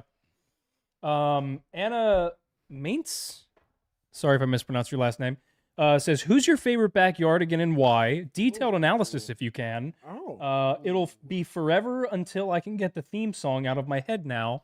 Yay. Yeah. Ooh, it's been so long. Backyard. I just like now I have to go watch this. We'll have to do a Backyardigans lore video. Oh. Let's see. Oh can my we- god. I do not recognize this. Oh yeah. Pablo, Austin, Uniqua, Tyrone. I liked Pablo. Yeah, I'm going to go with I was a Pablo. fan of Was Pablo Pablo. the penguin? Yeah, Pablo was the Oh, penguin. I Yeah, loved Pablo guy. like. He's a blue penguin. Oh, I like. Yeah, hang on, wait. This is what they look like. They look so friendly. Well, they're your backyard friends, the Backyardigans. I get it. Oh, there is an elk. Yeah, Yeah. that's No. Tyrone. Now I feel kind of awkward eating the elk bison. It was I tasty. mean, he had a good life. He had a good run. Hey. Kenny is agnostic. He was raised in a Mormon family. There it is. There it is. Gumb says Matusi looks like he'd be Matusi. Are you Matusi? like Sadly. he looks like he'd be race swapped self-cast. Test. What? Huh? Gumb, take your meds. What does that mean? I don't know, I don't either. but it concerns me. See, if you race swapped me though, I would probably be like Asian. I feel like. Oh. I feel like everybody says race swap. They usually mean white to black. I don't feel like I would be black. No, I could see the Asian thing. Like maybe Filipino. Oh, gotta love those Filipinos. Yeah. I don't think you'd survive in Puerto Rico. No, I would burn. Yeah. Oh, are you Irish? Is your I burnt this weekend. really? Yeah, pretty bad. God, I actually. walk outside and just tan. Yeah, must be nice. Sorry. But the funny part is, if you ever saw my dad, he was blonde with blue eyes. I believe it. Yeah. Knowing your last name, I believe it. I know. That's fun. Chimp with a hand grenade for 199 says, "Get poped, nerd." Get poped. Oh, they made me the Villanova. Pope. Oh, that you're gonna be the pope? No, they literally photoshopped me into being the Pope. Well, I mean, you and the current pope have probably been to Wawa. Yeah, exactly. Can you Photoshop me as a bishop? I learned this weekend that apparently the Pope chooses everything from bishop up. That's a He handpicks them. oh They made me the Pope. spectacular. cornfield. Yeah. No, he Oh, handpicks. you look like. He handpicks them from a cabbage patch. Isn't there an actual place where Cabbage Patches are born? They also put me in the RCMP. That goes Oh, hard, the actually. Mountie Yeah, I they like made me a that. Mountie. Yeah, No, that you goes kinda look hard. like a Mountie. I don't like that. Can you make us Oh, a salmon really? bean? Well, so You look great as a you Mountie. may not know this, but the RCMP are very bad at their jobs. Oh, really? Why does it seem so Extremely. nice. Go off. That's the problem. Is they're very nice as long as you're not Native American. Oh, but God. also they're just like people go missing and they're like, oh well, you know, it looks like he was here, eh?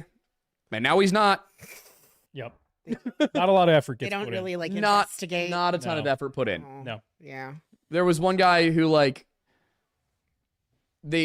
his friends found him before the RCMP did.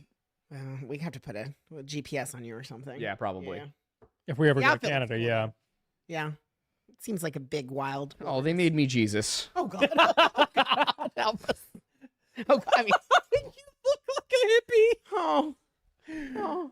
I do like how Is you're. it in the Discord? Are they making Yeah. anything of me? I'm a little. Oh, I'm- God. I'm disappointed. Oh God. Oh, Help us. Let me try another meat stick. Go for it. go What flavor for should we it. go with next? Okay. Amanda is gonna be asleep by the A time I get wild home. She's boar. gonna be Here we mad at me. go. I love it. Yeah, the wild boar one is good. It's very mild, but it's very, Oh, okay. very solid flavor. All right, what else we Oh, got? there's a bunch of people in a voice chat. I'm guaranteeing that they're all like coming up with concoctions for. Oh, I'm sure. Where are they posting those things of you? In general, read the super chat. All right. Do your job. The Honest Grifter for $10 says, "Hey lads, I started watching when you collabed with Wendigoon the first time, and have been watching ever since. Almost every stream and video. You keep me sane on 10 night shifts. Oh, thank Aw. you. God bless. I appreciate Cool. it. So glad that we Very can nice actually of help you. out. That's awesome." Tyler Dalrymple. Wait, hang on. Hi, buddy. Yeah, Arbor followed up with the other thing saying have primary meanings that would be completely unrelated to lifelong monogamy. We covered your element thing on that already. Tyler Dalrymple for 556 says can't watch live out driving big machines in the sticks because someone couldn't be bothered to do their own job. Say something funny for me. Much love. Oh. The first thing I thought of was when we were doing the last round of History Unhinged, not this past one, but the previous one, where we kept derailing you, in particular, Steven. I think this was for episode like 6. Mm-hmm. And it was the Sea Peoples one. And you were trying to talk about the Sea Peoples, Mhm. and this is Steven was just like, the seamen, you say. Oh, okay. And you made it a minute and a half of attempting to, and you were like, I can't. You're like, I'm gonna cry real tears right now. And then you were like, why don't you try and do the intro? So I was like, I said it. And you were just like, cock and ball torch. And you were like, that's how I feel right now. Oh yeah, it was great. And the history you cover actually like history, like historical topics. Yeah. Sometimes it's just Rome.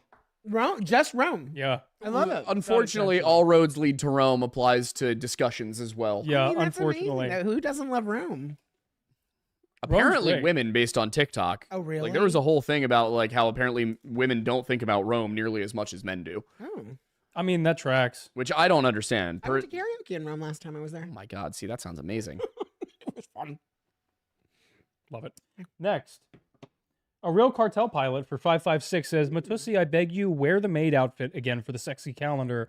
Get one for Aw. Roy. We crave the I'm not awoos. gonna fit in that maid outfit anymore. I don't even think I would. I don't even know where it is. That thing is a cursed object. I can order it on Amazon for you real quick. We should do. You are too enthusiastic. I'm about this. like, guys, I think I can help out. I can order stuff online for He's you. our new Wendigoon. Oh god. I sit in the corner and order stuff. Just gets here. I hope the mayor is trying to get me into a maid outfit. we should have a Mayor Pete cam. Yeah. I just like sitting there, Yeah. eating, like having drinks. Yeah, you got like ice cream and I shit. mean, listen, I mean, Oh, my life's so good. available 24/7. Yeah. You want just put a camera in my house. I love it. I love it. Oh My god. house- I don't know if you want to see it right now, but it's I think all of our houses are probably a mess. We're busy people. it's true. Amanda's actually Amanda likes to keep things neat, which is a new experience for me. Having a woman around who I like likes to clean things. I I appreciate definitely her. not neat. Kat and I try and keep things clean, but then we keep doing things. I go through phases. You know, like it's clean for a little bit, then it's like, yeah. The problem is the time you take to clean Mm-hmm. is the time you then don't spend doing work. The other stuff. And then when you don't do the work, more work piles up. Yes. Mhm. And then you have to go double down on that. And then things get dirty again. It's just a vicious It's cycle. true. And I change outfits a lot Yeah. through the day, and I go home and just throw stuff on the ground. Yeah. Bad. Yep. Riley Reader for $4.99 says, "Hi, been a follower for about 2.5 years now. Love to watch you guys. Wondering if you've heard of / had thoughts on the Idaho 4 murders and upcoming trial." Oh, that's recent. Yeah, I have not looked too deeply into those. I don't like covering current events because it gets me harassed on Twitter. That's valid. Like those 2 kids who just disappeared in Nova Scotia or Newfoundland or wherever it was. People were like, you should cover that. And I'm like, not touching it with a 10-foot pole.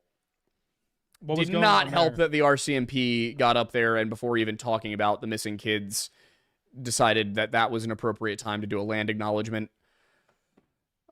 I was like, Right before the kid. yeah, I'm like, Yeah. listen, I think at a moment like this, you can start with the missing kids. That's a lot. It's called burying the lead in journalism. Yeah, like, I understand, but let's prioritize the missing children at this press conference. Oh my gosh. Yeah, brutal. Anarcho14 says, David Paulides nuts. Yeah. David Paul. Where? Oh, yeah. There's a guy who takes instances of people who go missing in the woods and writes books about them where he leaves out all the context. And he doesn't ever say it directly, but he says something probably took these people. Something with big feet and hair. Oh. Yeah. Although But- now he's on to aliens. Okay. When did that shift happen? Sometime in the last year or two. There's a new Missing 411 movie, Missing 411: The UFO Connection. Ah, I see. Hmm. Has he been doing interviews for it? I don't know what he did. I was reading through Missing 411 Eastern United States today because I was curious. I was like, maybe I can find a good case in here. There is a New England section that barely includes New England, includes Delaware as part of New England, and also Quebec, Quebec. which is the most ironic part of it Huh. because that's French. It's a small wonder. Yeah. Delaware. Diamond. Mm-hmm. Do you know when Delaware declared their independence from Pennsylvania? No, it's a long time ago, right? Delaware's one of the first 3 states, isn't it? It was exactly a month after we signed the Declaration of Independence in Philadelphia. Delaware's like, I'm done. Delaware was like, well, they can't say no now. What was up? Wait, no, because there was a recent map in like 2007 that combined Pennsylvania and Delaware. Were we like considering Really? annexing Delaware at one point in I think recent we should. history? No, because it looks gross on a map. I don't remember. It does look gross on a map. Delaware gives us nothing of value. It's tax free. Yeah, but only if we get their tax plan. corporations. We could do the Delaware Removal Act and send all the Delawareans to Oklahoma, and then we take Delaware. Have you been to Delaware? Yes. It's like a sad New Jersey. I don't think anything is more sad than New Jersey. Drive Oh, through Delaware. I've met met a lot of nice people from there, but guys, nice. brutal. We're never going They home have a- tonight. They have a No. train station. They do have a train station. Griff for $10 says, I think you'd love the original Deus Ex game. If not for the gameplay, then the story. It's still predicting real events to this date. Very least, you need to watch the video Deus Ex dropping red pills. Okay. All right. I will add that to the list of so many things I need to watch. Yeah, it's a long list. Hamster Eater 96 for $20. Hamster eater, EATER. Yes. Okay, just checking. I mean, I ate wild boar, so I'm not here to judge. What does that Uh, even mean, hamster eater? I feel like it's pretty self-explanatory. Not that I'm a fan, but Are we maybe mispronouncing it? No. Hamster, or maybe it's a name. Hamster Hamster. Eater eater. I think it's hamster eater. It is. Okay. That's unfortunate. Well, You're such a good mayor. You're At least it wasn't so hamster good at eater what you do. 69. I'm looking for the diplomacy. Yeah, so good. Swiss in me. You guys should look into the case of Jean-Francois Garipe. See, he definitely mispronounced that. Yeah, he's a Canadian neuroscientist who is currently under investigation for the disappearance of his mentally challenged wife. Oh. It's a crazy developing case. Wait, he's a neuroscientist Yes. with a mentally challenged wife? Yes. That's darkly funny. Yeah. That's a darkly ironic That sounds situation. like that was a marriage of opportunity, and there Yeah. may have been Yeah. things happening at home that he was writing papers about. Oh. Yeah, I don't like that. What's his name? Jock? Jean Oh, John. Francois Francois? Francois, probably. Well, there we go. Garipe. Garipe. Jean-Francois Garipe. I never took a lick of French. Yeah, me neither. so- I feel like we're doing Les Mis over here.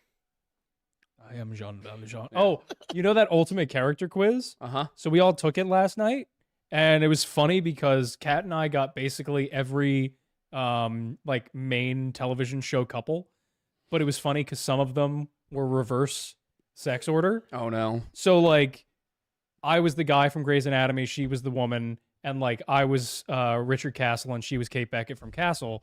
But there was one. Oh God, what was it? Hang on, I have to pull it up because I took screenshots of it because it was funny. Hang on.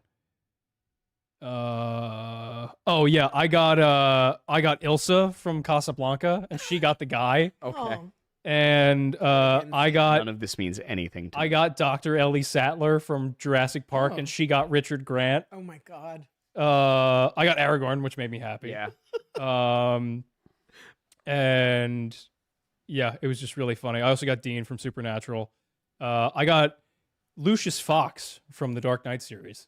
Okay. So that was cool. It's like a 140 question quiz that is Too all many. personality based. Yeah. So like you rank your personality based on these, and they're just like it's slider based, so it's percentage wise, Huh. and it's like really in depth, and it goes through like all these different things. So it's kind of Character wild. quiz. Yeah, it's very I fun. have to try that. Yeah, it's fun. It's cool. I come Anyway. back as myself. There you go. Thomas Ahern says, "Is it true that Keith Richards' wallet was found on Pendleton Mountain in 2021?" Oh, Keith Reinhardt's. I was Sorry. going to say Keith Richards. What?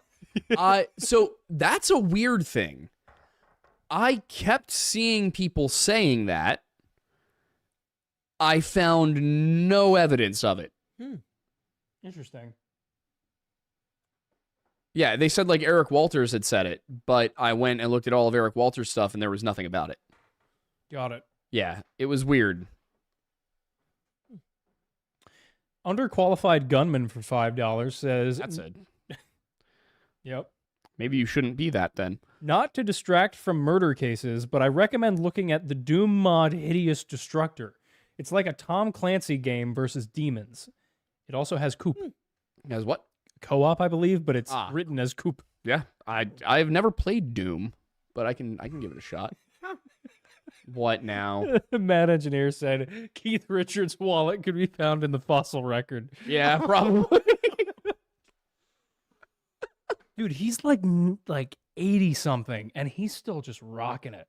I mean, he is proof that the key to a long life is, in fact, copious amounts of cocaine. Yeah, no, heroin. Oh. That too. Yeah, he went hard in the 70s and 80s. Oh. He did stop though. He's been sober since the 80s. Oh. He ripped cigs, but that's it. One of my favorite documentaries. I've been sober since last weekend. There you go. I It's thought you were saying since the 80s. it's Monday. One of my favorite documentaries of all time is Keith Richards Under the Influence, and it's clear that the entire documentary, which was produced by Netflix, was almost entirely to promote the album that he was promoting in 2015. Said the word promote a lot of times. I there. did. Promote. But it's a really cool deep dive into his story, and also he's one of the happiest people I've ever seen. That's what happens when you spend your entire 20s through 40s doing no, cocaine and heroin but he's not an idiot anymore. with groupies. He's not an idiot. Oh, he's got a wife. He's had a wife for decades. Was she a groupie? I don't think so. They're No, well, roughly the you know same what, age, I good believe. for them. Yeah. Groupies don't have to be younger than you. I don't know. That's the stereotype. But Yeah, but if you're like 24 in a band, then not all of the groupies are going to be 14. I don't If know. you're Steven Tyler, some of them will be. And then you'll buy one from their parents. I don't know, man. I've only seen Almost Famous. I don't know much more than that. Have you seen it? No. Have you seen it? It was Almost Famous? No.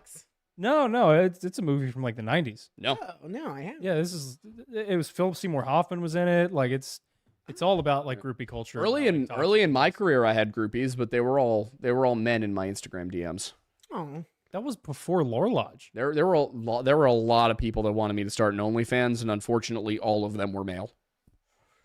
Sounds like an opportune location for cash flow. Unfortunately, it would have been a great monetary opportunity, but I have male cousins, and they would destroy me.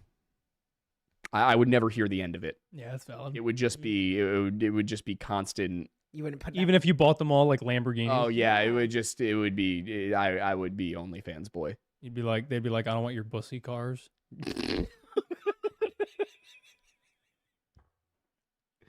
Read the chat. The White Trash Panda for $2 says, if you eat pasta and bread, you're a serial killer. Oh, Everybody eats pasta and bread. So we're all serial killers with a C. oh, a Take it if you C. need. Yeah, with a C. Oh, there we go. Ah. Oh, now it makes sense. Yeah. Now, if you eat pasta and milk, That makes you heinous. yeah.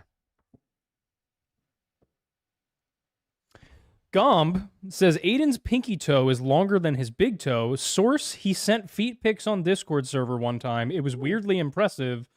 Also, Sam grows. I want to be very clear that I did not do that. And also, my pinky toe is not longer than my big toe. There's a Prove lot it. to unpack here. I'm not whipping out the Yeah, dogs yeah, on yeah. stream. Not for free. Those dogs No, don't no, bark for free. Gotta go to the OnlyFans for that. Yep. Only Phantoms. Only Feets. Oh, Only Pete's. I do have. Only Pete's. That would be funny. yeah. I do. We do have old merch. I don't know if you can even get it anymore, but it was a shirt that said "Only Phantoms." oh, I Yeah, love that. and instead of That's- having the lock in the O, it had a ghost. ooh, Yeah. I like that. Yeah, it was fun. Kellen says, so Pittsburgh doesn't exist because Ohio isn't real Pittsburgh's not in Ohio. It's just 'cause Yeah, but it's- it's not real? on the convergence of the Ohio River, so. Oh, Okay, that's fair. We White don't trash approve of Ohio here. oh, Ohio's no good. No, Ohio's. Well, it can't be bad if it doesn't exist. That's true. We're Ohio denialists. Yep. Wait, no, oh, I mean, I think I. We should make, no. For deeper lore, Mm-hmm. the faking of the moon landing, but it was shot on location. Ohio's actually real, but it's subversively about how it's fake. It's kind of like Tartaria, but about Ohio. We're getting deep here. Also, Clementines. What about them? Do you not like clementines? I Just, love just them. clementines? I love them. That's the problem. Oh, They were designed to be the downfall of humankind. Oh. And Clementine from the video game The Walking Dead was the canary in the coal mine. I'll let you defend that one. She was the warning sign. Could you identify a clementine and a tangerine if both were handed to you? I don't know. I don't think you could. can you identify them by taste? Do they taste? No. It's I do without believe taste, right? clementines are probably sweeter. I think so. They're Are they? slightly smaller and like wider, aren't they? I don't know. Do I look like a citrus expert to you? Could you identify a clementine and a tangerine? No. Oh, okay. So it wasn't. It's orange. I could do a grapefruit and an orange, probably. How Fair. about a grapefruit and a pomelo? What is a pomelo? I don't know. Looks like a grapefruit, I think. He's just making up fruits. Oh no, no, Wait, I'm from were you Florida. guys where the I'm a lemons citrus. were man-made? Yeah. Oh really? Isn't that nuts? In Italy? I don't I know. don't I think it was know. South America. They're a mix of limes and the bitter citron. Yeah. Oh, really? Does Yeah. the bitter citron still exist? I don't know. I don't know. Somebody send us a bitter citron. Well, I mean, isn't it like Sicily? Somebody? The Amalfi Coast is famous for lemons. I have Is no it? idea. Yeah. I thought they were a South American thing. Oh, I don't know. It would make sense if they were Italian. Although a Would. lot of Italian dishes have tomatoes, and those are not Italian. Yeah. Those are from South America. There's a statue of a Are they tomato really? in Pittston. I believe so. I believe tomatoes are from South America as well. Wow. There's a statue of a tomato in Pittston, Pennsylvania. Is it really? Yeah. Another place we have to go. Yeah. They have a tomato festival every August. Are we That's gonna what we should do. We should take Pete around to all of the small, like, Yeah. little weird Random Pennsylvania festivals. lores. I'm And in. then he'll 1v1 each mayor. Yeah. Well, we have the swords. We I'm do. in. We have the swords. Well, we I were got it. talking about doing the Boxing Day thing. What was that? Yeah. I'm in. I'll do it. You'll just challenge other Challenge. Pennsylvania mayors. That'd be amazing. But then throw you, down. you come out and dance in the ring, but then Brian shows up. He's just like, it's time to go. He names a champion. Yeah. White Trash Panda says, will the Bigfoot banner fit on the sloped ceiling behind Thornbussy? I can't tell how wide it is. Cameras are tricky. It might. We're not usually this wide The big for a camera. Here, I'll hold up the other side. Which side is which? There you go. Oh. Oh. Oh. Uh-oh. I think it will. I think it'll fit right there. Yeah, it would Yeah. fit here. That's Oh, that is that's an image, all right. spectacular. Is it visible? I don't know. The thing's delayed. What about on that one? Yeah, it is. All right. Oh, wait. Go over towards me a little bit more. Yeah, now it's more visible. Shockingly, I have an almost identical picture of myself like this, but with a I actually have a picture like this. You didn't have to give out that information. I'm not great at keeping things to myself. That's fair. Yesterday at dinner, my stepdad's like, I forgot you just don't have a filter. I don't even know what I said wrong. I legitimately don't know what I said. I like this. Yeah, Did right. somebody We send got- this yeah, over? we got it. yeah. Oh, very nice. Gotta get Bigfoot hung. What do you mean? He already is. How can you tell there's a raccoon in the way? It's a big raccoon. It really wasn't. Raccoons are big. I've never got Archie sized. Yeah. Is the raccoon the same size as you are? I think Archie could take a raccoon. Or is the raccoon the same size as you are? Did somebody mention train history? Oh, we love trains. They did. Big fan. Big fan of I train know you're a history. big fan of trains. Huge fan. I don't know if Pete does. This guy likes I trains. knew that you love trains. Oh, yeah, that's We right. were talking about it. All right. Sit on an We must be getting close to the end. We are actually. Thank God. A real cartel pilot for 223 says, Flat Earth is out, flat moon theorists arise. Ooh, I can get down with Alright. Flat Moon. Yep. Wait, what was his name again? A real cartel pilot. A real cartel pilot. Yeah. That's nice. We actually had a lawyer who rented an office space from us in here who used to work for a cartel. Oh, I'm so You would intrigued by think that. somebody like that would be able to pay rent. Yeah. You would think. You would think. What was it? Isn't there a movie with the accountant or something? Yeah. Yeah, and the second one just came out. Oh, really? Yeah. Oh. Is that one like the actuary? What? No. But John Bernthal's in it, Oh, good. and he's always great. Sergeant Buck for $5 says, I'm trying to come up with a Skyrim NPC dialogue joke, but the best I have is, must have been the wind. Okay. That's him. I didn't. I know. I don't know. I just don't know what it was in reference to. Something in Skyrim, I'm sure. What's Skyrim? Skyrim. What's the Sky? It's a video game. Oh, okay. That would be a great. We honestly, we could just have you do a lot of things. and You it should. would- Yeah, we Listen, should I'm introduce so him. Just in. introduce Mayor Pete Yeah. to Skyrim. Have you ever played Grand Theft Auto? No. Oh my God. Yep. Oh, that would be fun. I'm ready. I'll throw it at me. I'm in. That would be good. That would actually be a great video. Mayor Pete tries again. Have you watched Drinking Out of Cups? No, that's a movie? No, it's a 6-minute long video from ancient YouTube What? with Oh, yeah. a lot of language that is not acceptable today. No longer appropriate. Drinking out of cups. No, drinking Drinking Out of Cups. out of cups. Drinking. Has Drinkin. Have Yeah, you seen Dracula Flow? it has some No. phenomenal one-liners like "Not my chair, not my problem." That's what I always say. Who put Seahorses that rule. floor there. Yep. If you don't like You seahorses, suck. you suck. Seahorse, see hell. Huh. He's the I rope love the meister. trees. I count on them. Yeah, he's the tree meister. I count- Yeah. Yeah, I have a lot of the trees, I education count on them. needed. I Yeah. feel like I have an incomplete education. Oh yeah. Daniel Franklin Jr. has been a member for 10 months and says, have y'all heard the song Algorithm by Dragged Under? Don't think I have. What's Dragged Under? Kayla Kelly No. is asking, when is the new Weird Bible? I actually just texted Isaiah about that today. So we'll find out. We'll find out. I'm thinking what I'm proposing is that we meet up with him for a week, produce 4 of them, and it comes out quarterly. Oh. I think that'd be smart. Because that way we can actually do it. JMO Preacher with Milk for 508 says, I made a deal with Mattis a year ago. Name a price, Mattis. Name a price for a Berserk lore video. You will get it. I don't care if it gets no views. I can't get past the first 2 pages, man. You open up this book, and it's some dude laying pipe, and then the next page, he's getting it on with a demon creature. And that's simply too early for me. Have to warm up. Hey. The key to any good storytelling is putting your audience directly in the action as soon as possible. I don't want to be in the action. You're in the action. Yeah, You're no. in the demonic action. I was uncomfortable enough reading Game of Thrones. Valid.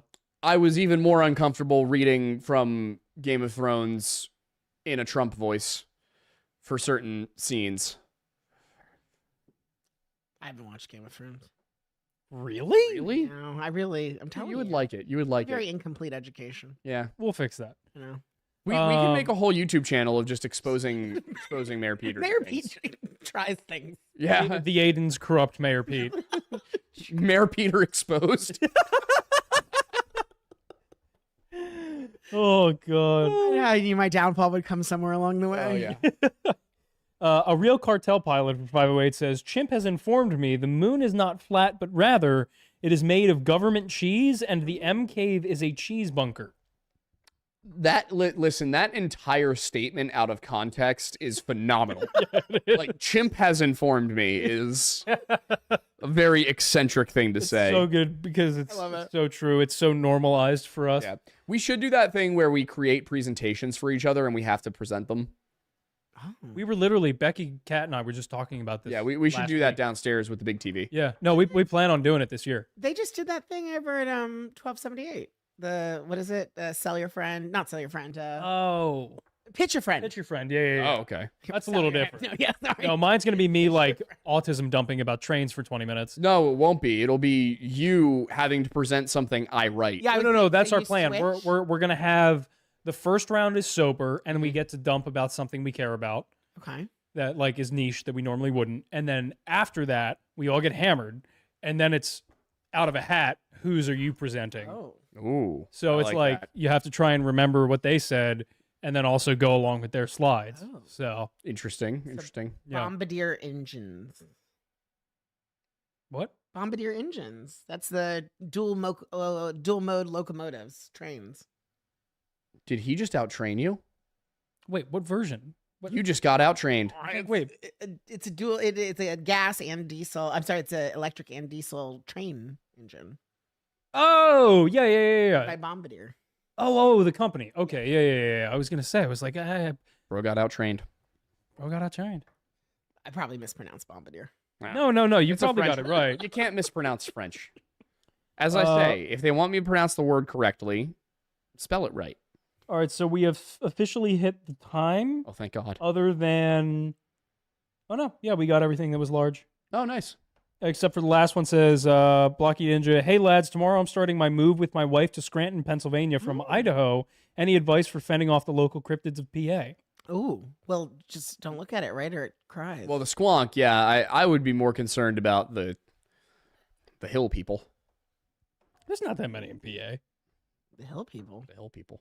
Where are they from? The hills. The hills. Do we have lots of hills? We have a lot We of have a hills. lot of hills. We don't have many mountains, but we have Central, plenty of Central hills. PA. Yeah. Oh, and Scranton's Scranton. the electric city. Even here we have a lot of hills. It's up there, the eastern end of the Appalachians, the Pocono Plateau. That's another thing. We could go on site in the Yeah. Appalachians. We could try camping. How funny would that be? That'd be I good. would totally take you camping. We've done that. We camped in a trail shelter on the Appalachian Trail. What is the trail shelter? Oh, we'll It's show you. A very rudimentary building, I'll tell you that much. It is not comfortable, but you can sleep. Yeah. Maybe. It seems very. We met a guy named Aquaman. We did. in the trail shelter. Yes. Yeah. It was great. Other people stay in the trail shelter. Oh too. yeah. Oh, yeah. Yeah. this That's is- what they're there for. Oh, we got up there. We were just chatting. They helped us collect some sticks because I brought every part of my camping stove except for the stove part. And okay, did you knock over that water bottle on purpose? You did, didn't you? It was very funny. We're up there and we're just kind of chatting. At a certain point, we all become aware that each of us has a handgun, and we just started comparing handguns. Like, it was a good time. Sounds like something on a trail. Yeah, you don't. I don't recommend hiking in the wilderness where there are bears without a firearm. Without protection. Yeah. Aren't you like? Don't some bears you're supposed to like go smaller? Other bears you're supposed Not to on the go East big? Coast. Not on the East Coast. No, Where are those bears? West West Coast. Coast. Yeah, Like no, the Rockies. yeah, Oh, okay. no. Black bears. The first move is make yourself big. Usually, the black bear will run away. The two circumstances when it won't are if it's with its babies or if it's really hungry. And like, here's the thing: black bear won't just usually run away when you get big. It'll usually run away when it realizes you're even in remotely the same area as it is. Yeah. And But which bear is here? black bears. Oh, okay. Yeah. You also don't need to shoot them. You really just need to shoot the ground next to you, and they will not like They that. move away. Yeah, if at that. Like, I have been in the vicinity of several black bears, and as soon as they recognize that I am there, They just go. they just sprint. Wait, They're actually very Do you cute. guys actually like camping? It seems like you've been. Yeah, enjoy yeah. camping. Oh, yeah. The closest I've ever gotten was my buddy and I were sitting by a fire, and we heard a little, and They make funny. They do Yeah, make funny sounds. yeah, and we looked at each other and we were like, "Do you hear that?" And we heard a little. I don't know if Bear Peter will survive on these things. Wait. That's will be armed. Yeah, no. So we were like, oh, it definitely there's a thing behind that bush. So we go out over onto the dock of the lake, and we get maybe 2 steps onto the dock before we see there's a bear in the water, and the bear hears the dock creak and looks at us and just goes. And just sprints out of the water into the woods. It was so scared. Oh my They're God. always so scared of people, I'm gonna other have to than read those my two specific areas. eulogy. Yeah, but no, there are bears that are not scared of people, like Kodiak brown bears. Yeah, Those just any will brown attack you. furred bears. yeah, you don't want to be near brown bears. No. I feel like this is gonna be one of those shows where it's like dangerous jobs. Yeah, Yeah, we'll get Mike Rowe on it. Yeah.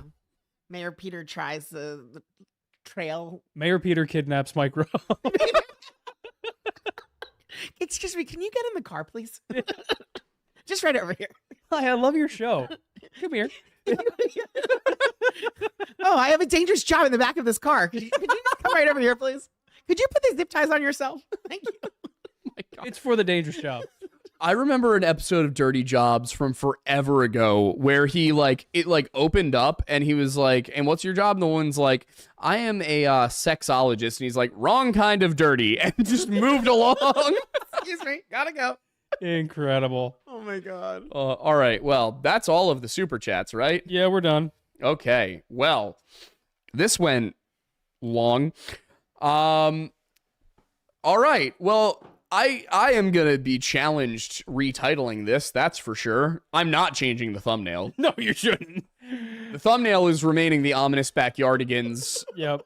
None of them survived or whatever it I is. think Oh. Mayor Peter tells the story of what happened to the backyardigans. Oh yeah, definitely. I'll No, write no, it no. for you. I'll write it. Will You write just it? have to I read it off the I teleprompter. 100% will read it. No. Maybe the title should be like, "The Aidens tell the truth about the backyardigans to Mayor Oh. Peter." I Mhm. don't know. No, I don't like it. No. It's mean- been the most chaotic stream of all time. so- Yeah, that's for Is sure. it like a children's story? Do I like flip the pictures and I show people? No, it's a television show. Oh, okay. Yeah. It's a kids television show.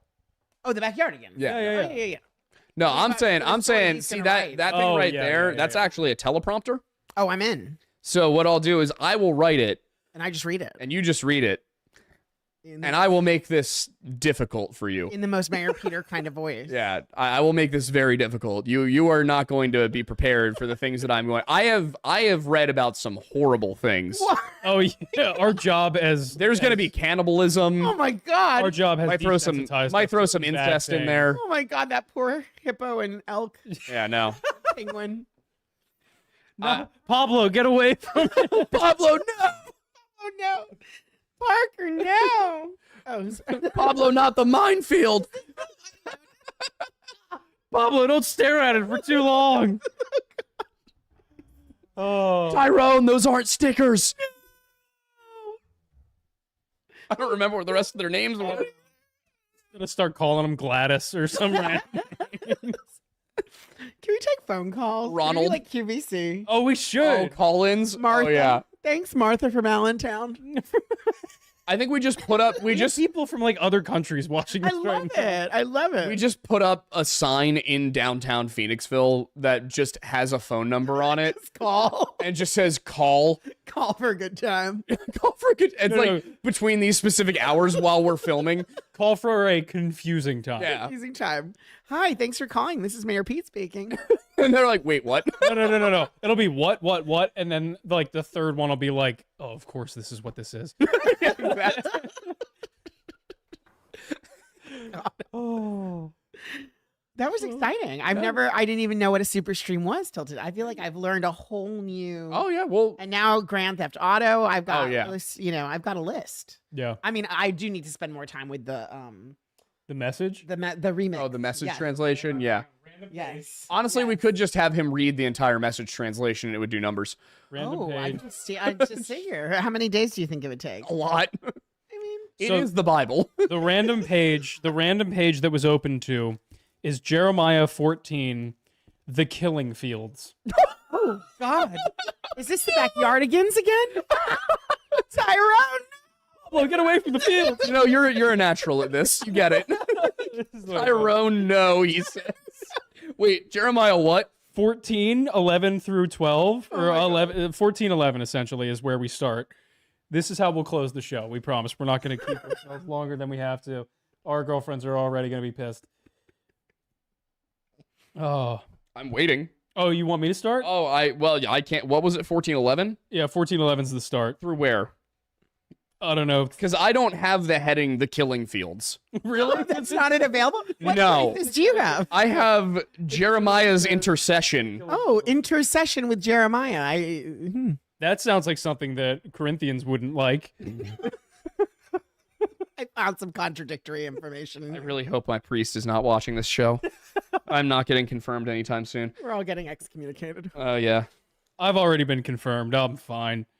That's not how that works. For priestliness, I don't know. I don't. I was looking for something specific. Here. 1411? Yeah. Then said the Lord unto me, pray not for this people for their good. When they fast, I will not hear their cry. And when they offer burnt offering and oblation, I will not accept them, but I will consume them, and by the sword, and by the famine, and by the pestilence. Then said I, Ah, Lord God, behold, the prophets say unto them, Ye shall not see the sword, neither shall ye have famine, but I will give you assured peace in this place. I don't know what you have. God said to me, don't pray that everything will turn out all right for these people. When they skip their meals in order to pray, I won't listen to a thing they say. What? When they redouble their prayers, bringing all kinds of offerings from their herds and crops, I'll not accept them. I'm finishing them off with war and famine and disease. And I said, Finishing them all. but Master, God, their preachers have been telling them that everything is going to be all right. No war and no famine. That there's nothing to worry about. Then God said, these preachers are liars. And they used my name to cover their lies. I never sent them. I never commanded them. And I don't talk with them. The sermons they've been handing out are sheer illusion. Tissues of lies, whistlings in the dark. Was this written about Joel Osteen? Right? So this is my verdict on them.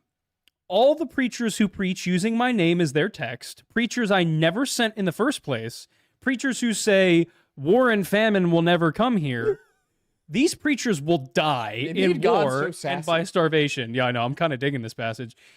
And the people to whom they've been preaching will end up as corpses, victims of war and starvation, thrown out into the streets of Jerusalem unburied.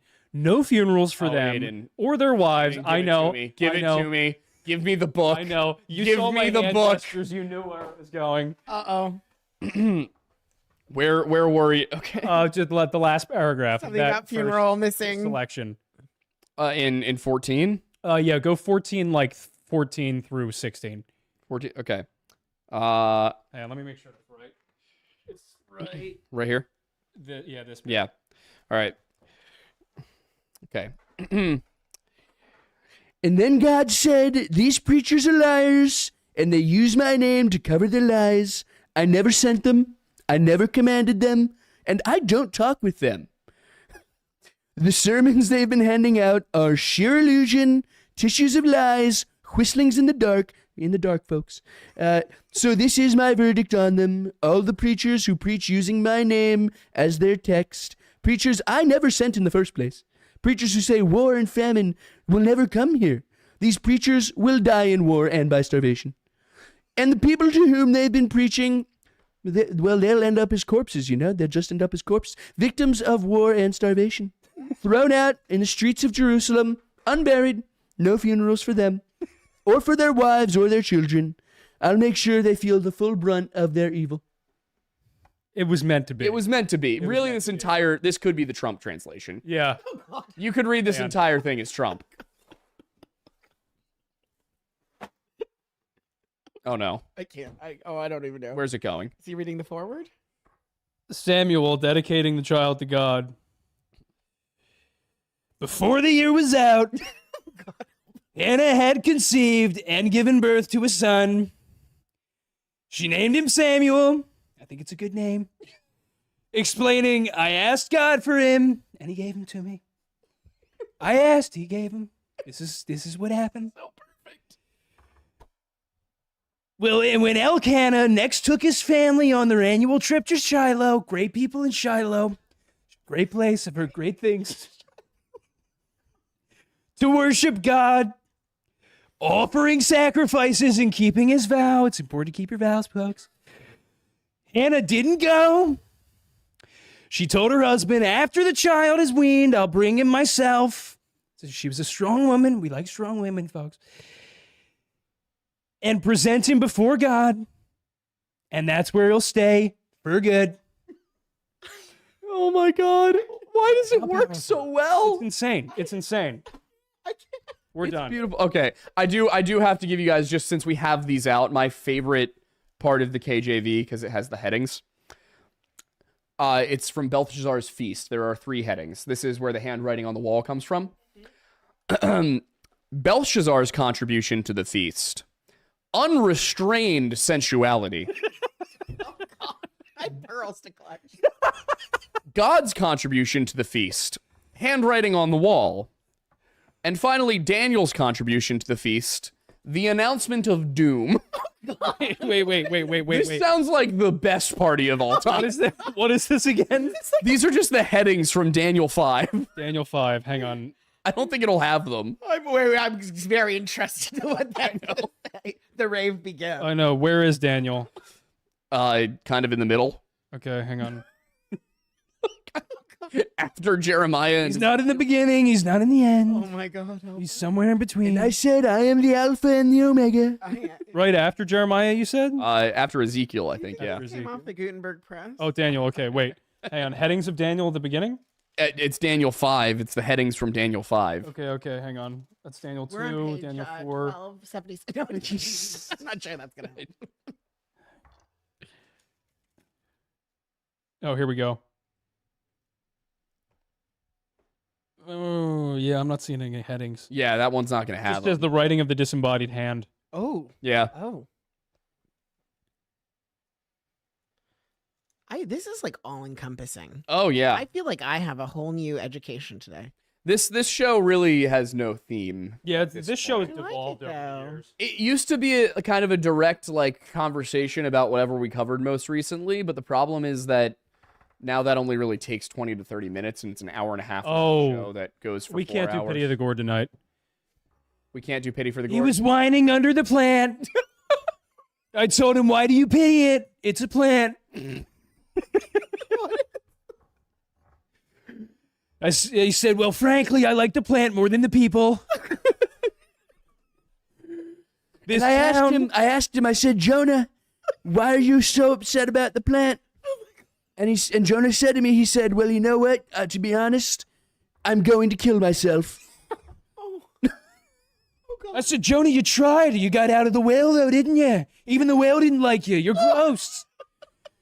They called him Jonah the whale boy. He's the whale boy, Jonah. I sent him to Nineveh, and he was like, I'm scared of them. I'm scared of the Ninevans. They frightened me. And I He said, didn't want to Jonah, go, so I put him in a whale. I was like, you know what? You don't want to go to Nineveh? Deported into the whale. Deported into the whale. I'm going to build a great big wall around Jericho, and then I'm going to tear it down. The whale didn't want him, but we're not taking him back. You can go anywhere, not here. Oh, yeah.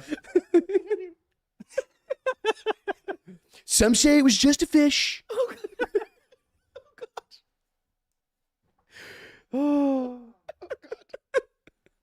I don't know what our job is anymore. I don't either, but I mean, I hope they're entertained at least. I see emojis. Something. Yeah, people are a lot of oh goshes. Oh boy. Poured it into the whale. People are loving that. The whale is in timeout time. I'm out. Oh. The whale is a metaphor for that prison in El Salvador. Yeah. Oh no. I told Jesus that the tax collectors were in the churches. And he went in and he did what nobody was capable of doing beforehand. Everybody else was scared to do it, but he had the guts. He went and he flipped the tables. He flipped the tables of the 1% of the 1%. We I feel punched like- everybody here. Are you allowed to do Bernie Sanders as Jesus? No, it was him commenting on Jesus. Oh, okay, got it. I felt the commentary. I need a mitten. I need a mitten. Some mitten. Wait. A scarf and some mitten. Oh no, where's this going? Oh no, oh, God. I did not look at Bathsheba on that roof. Do you have all the politicians? Yeah. Do you have Mayor Pete? Oh, yeah. Like, No, we No. don't yet.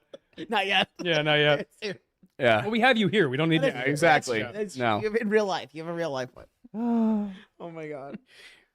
And I said to Jonah, we do this not because it is easy, but because it is hard. You read the gambit. Oh. See here, you gotta hit all the you can't just do one, you know. No. That- You that got to makes hit a little everybody. too- You got yeah, to go the whole spectrum. Yeah. Gosh. And and Daniel went into that city, and he said, why, the Babylonians, why can't we just be friends with them? Well, now watch this drive. I can see Jerusalem from my house.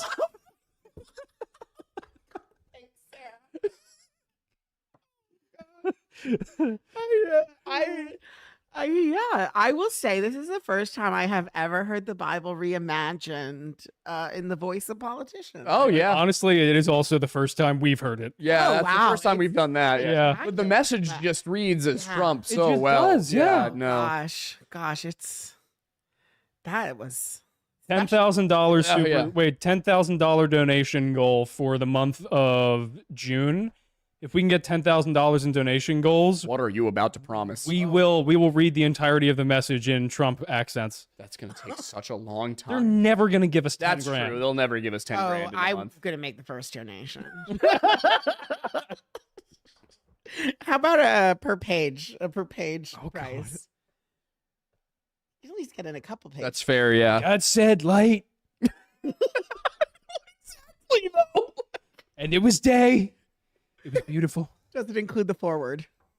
Oh god. This is the Bible. Forward, that's it.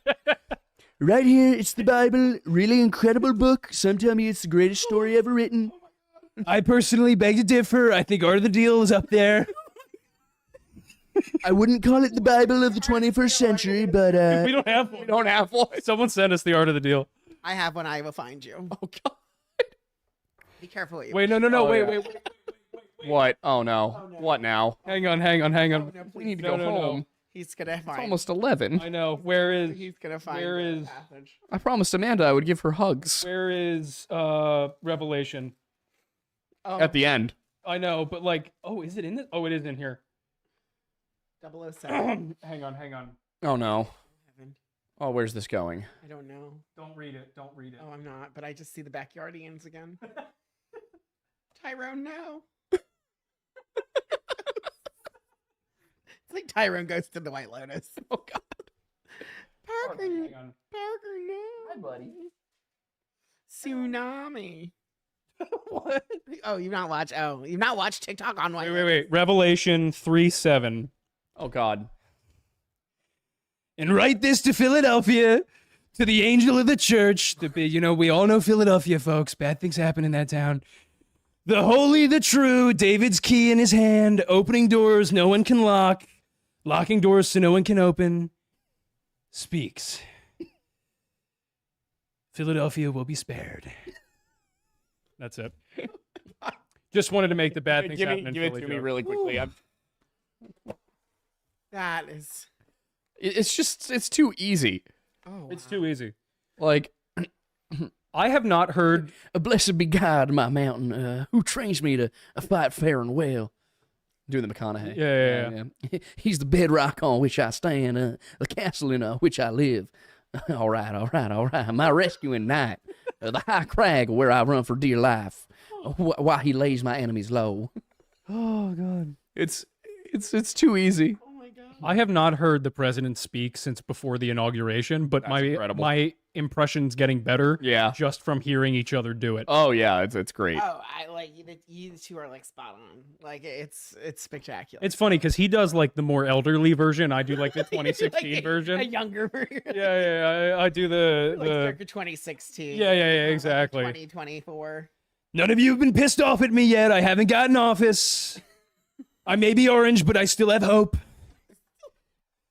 Let me tell you why you're here. You're here to be salt seasoning that brings out the God flavors of this earth. This sounds like a speech he would have given at Mar-a-Lago. If you lose your saltiness, how will people taste godliness? You've lost your usefulness and will end up in the garbage. What the hell is this even from? I don't know. That's God's spell. This is from Matthew 5. spell. You are the salt of the earth. I know, but you're here to be the salt seasoning that brings out the God flavors of the earth. Yeah, that's It's brutal. such an unhinged sentence. It's really uncomfortable. It's an interesting translation. All right, well, We gotta go. thank you for watching this very special episode of the Lore Lodge. Yeah, this is shocking. I am terrified of the outtakes Chimp is going to come up with, Yeah, but it's good, it's good that we have our Chimp. that's one of them. Okay, he's very useful. He is. He's a, Chimp with a hand grenade. yeah, There's a mild threat of violence there. yeah. Oh yeah, oh yes. Look out there. Look at my chimp. No, bad. Canceled. No. What? No. Okay, bye everybody. Good night. We love you. Good night. Sleep well.